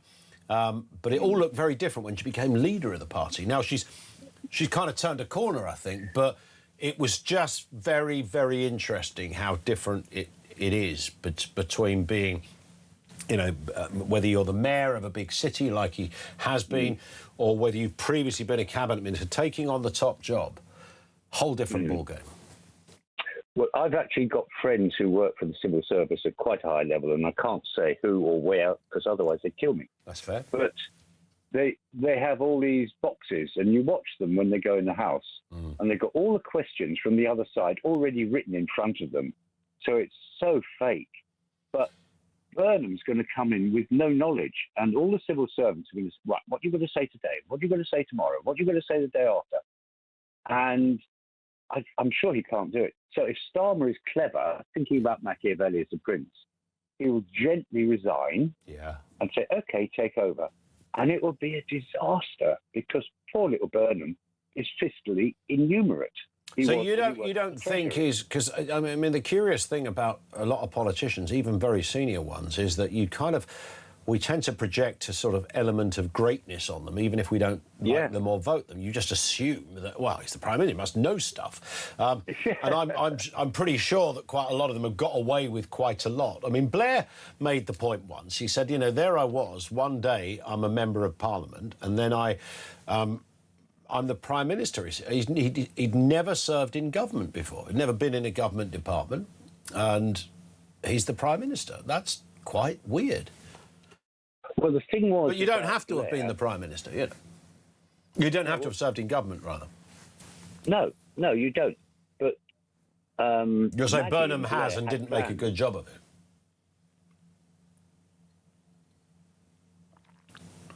Hello? Sorry, I said... Sorry, Fergus, I think we got a cross line there. You're saying that Burnham has served in government and didn't make a good job of it? and which is why he left, because he was working for the Treasury, and he doesn't know fiscal stuff. So it's all going to be wrecked, and then the right wing can come in. I don't know which party, Reform, Restore, Conservatives, but then Starmer can say, see, I was very good. And we've got a lot of backbench lefties who are very anti any change which doesn't include taxes. Do you think he could fake it then? You don't think he could fake it then? I don't mean fake it as in like the obvious word fake, but find his way around it. Well, he'll have all his notes given to him by his box people, the people who come in with his boxes, and he'll have all the questions from the other side. But Kemi, one of your regular guests, my good friend Graham Davies, knows Kemi well, and he's done training with her, and she is really getting sharper and sharper all the time. Yeah. And Burnham is great in the marketplace, put it that way. He's great in the marketplace and at the football crowd, but I'm not sure he can work out how to be Prime Minister. I'd hate to be Prime Minister. Oh, I can't imagine I mean, once you've got over the kind of, wow, this is a bit cool. Look, I live in Chequers and Downing Street. I've got fast cars. I can, get from A to B very swiftly.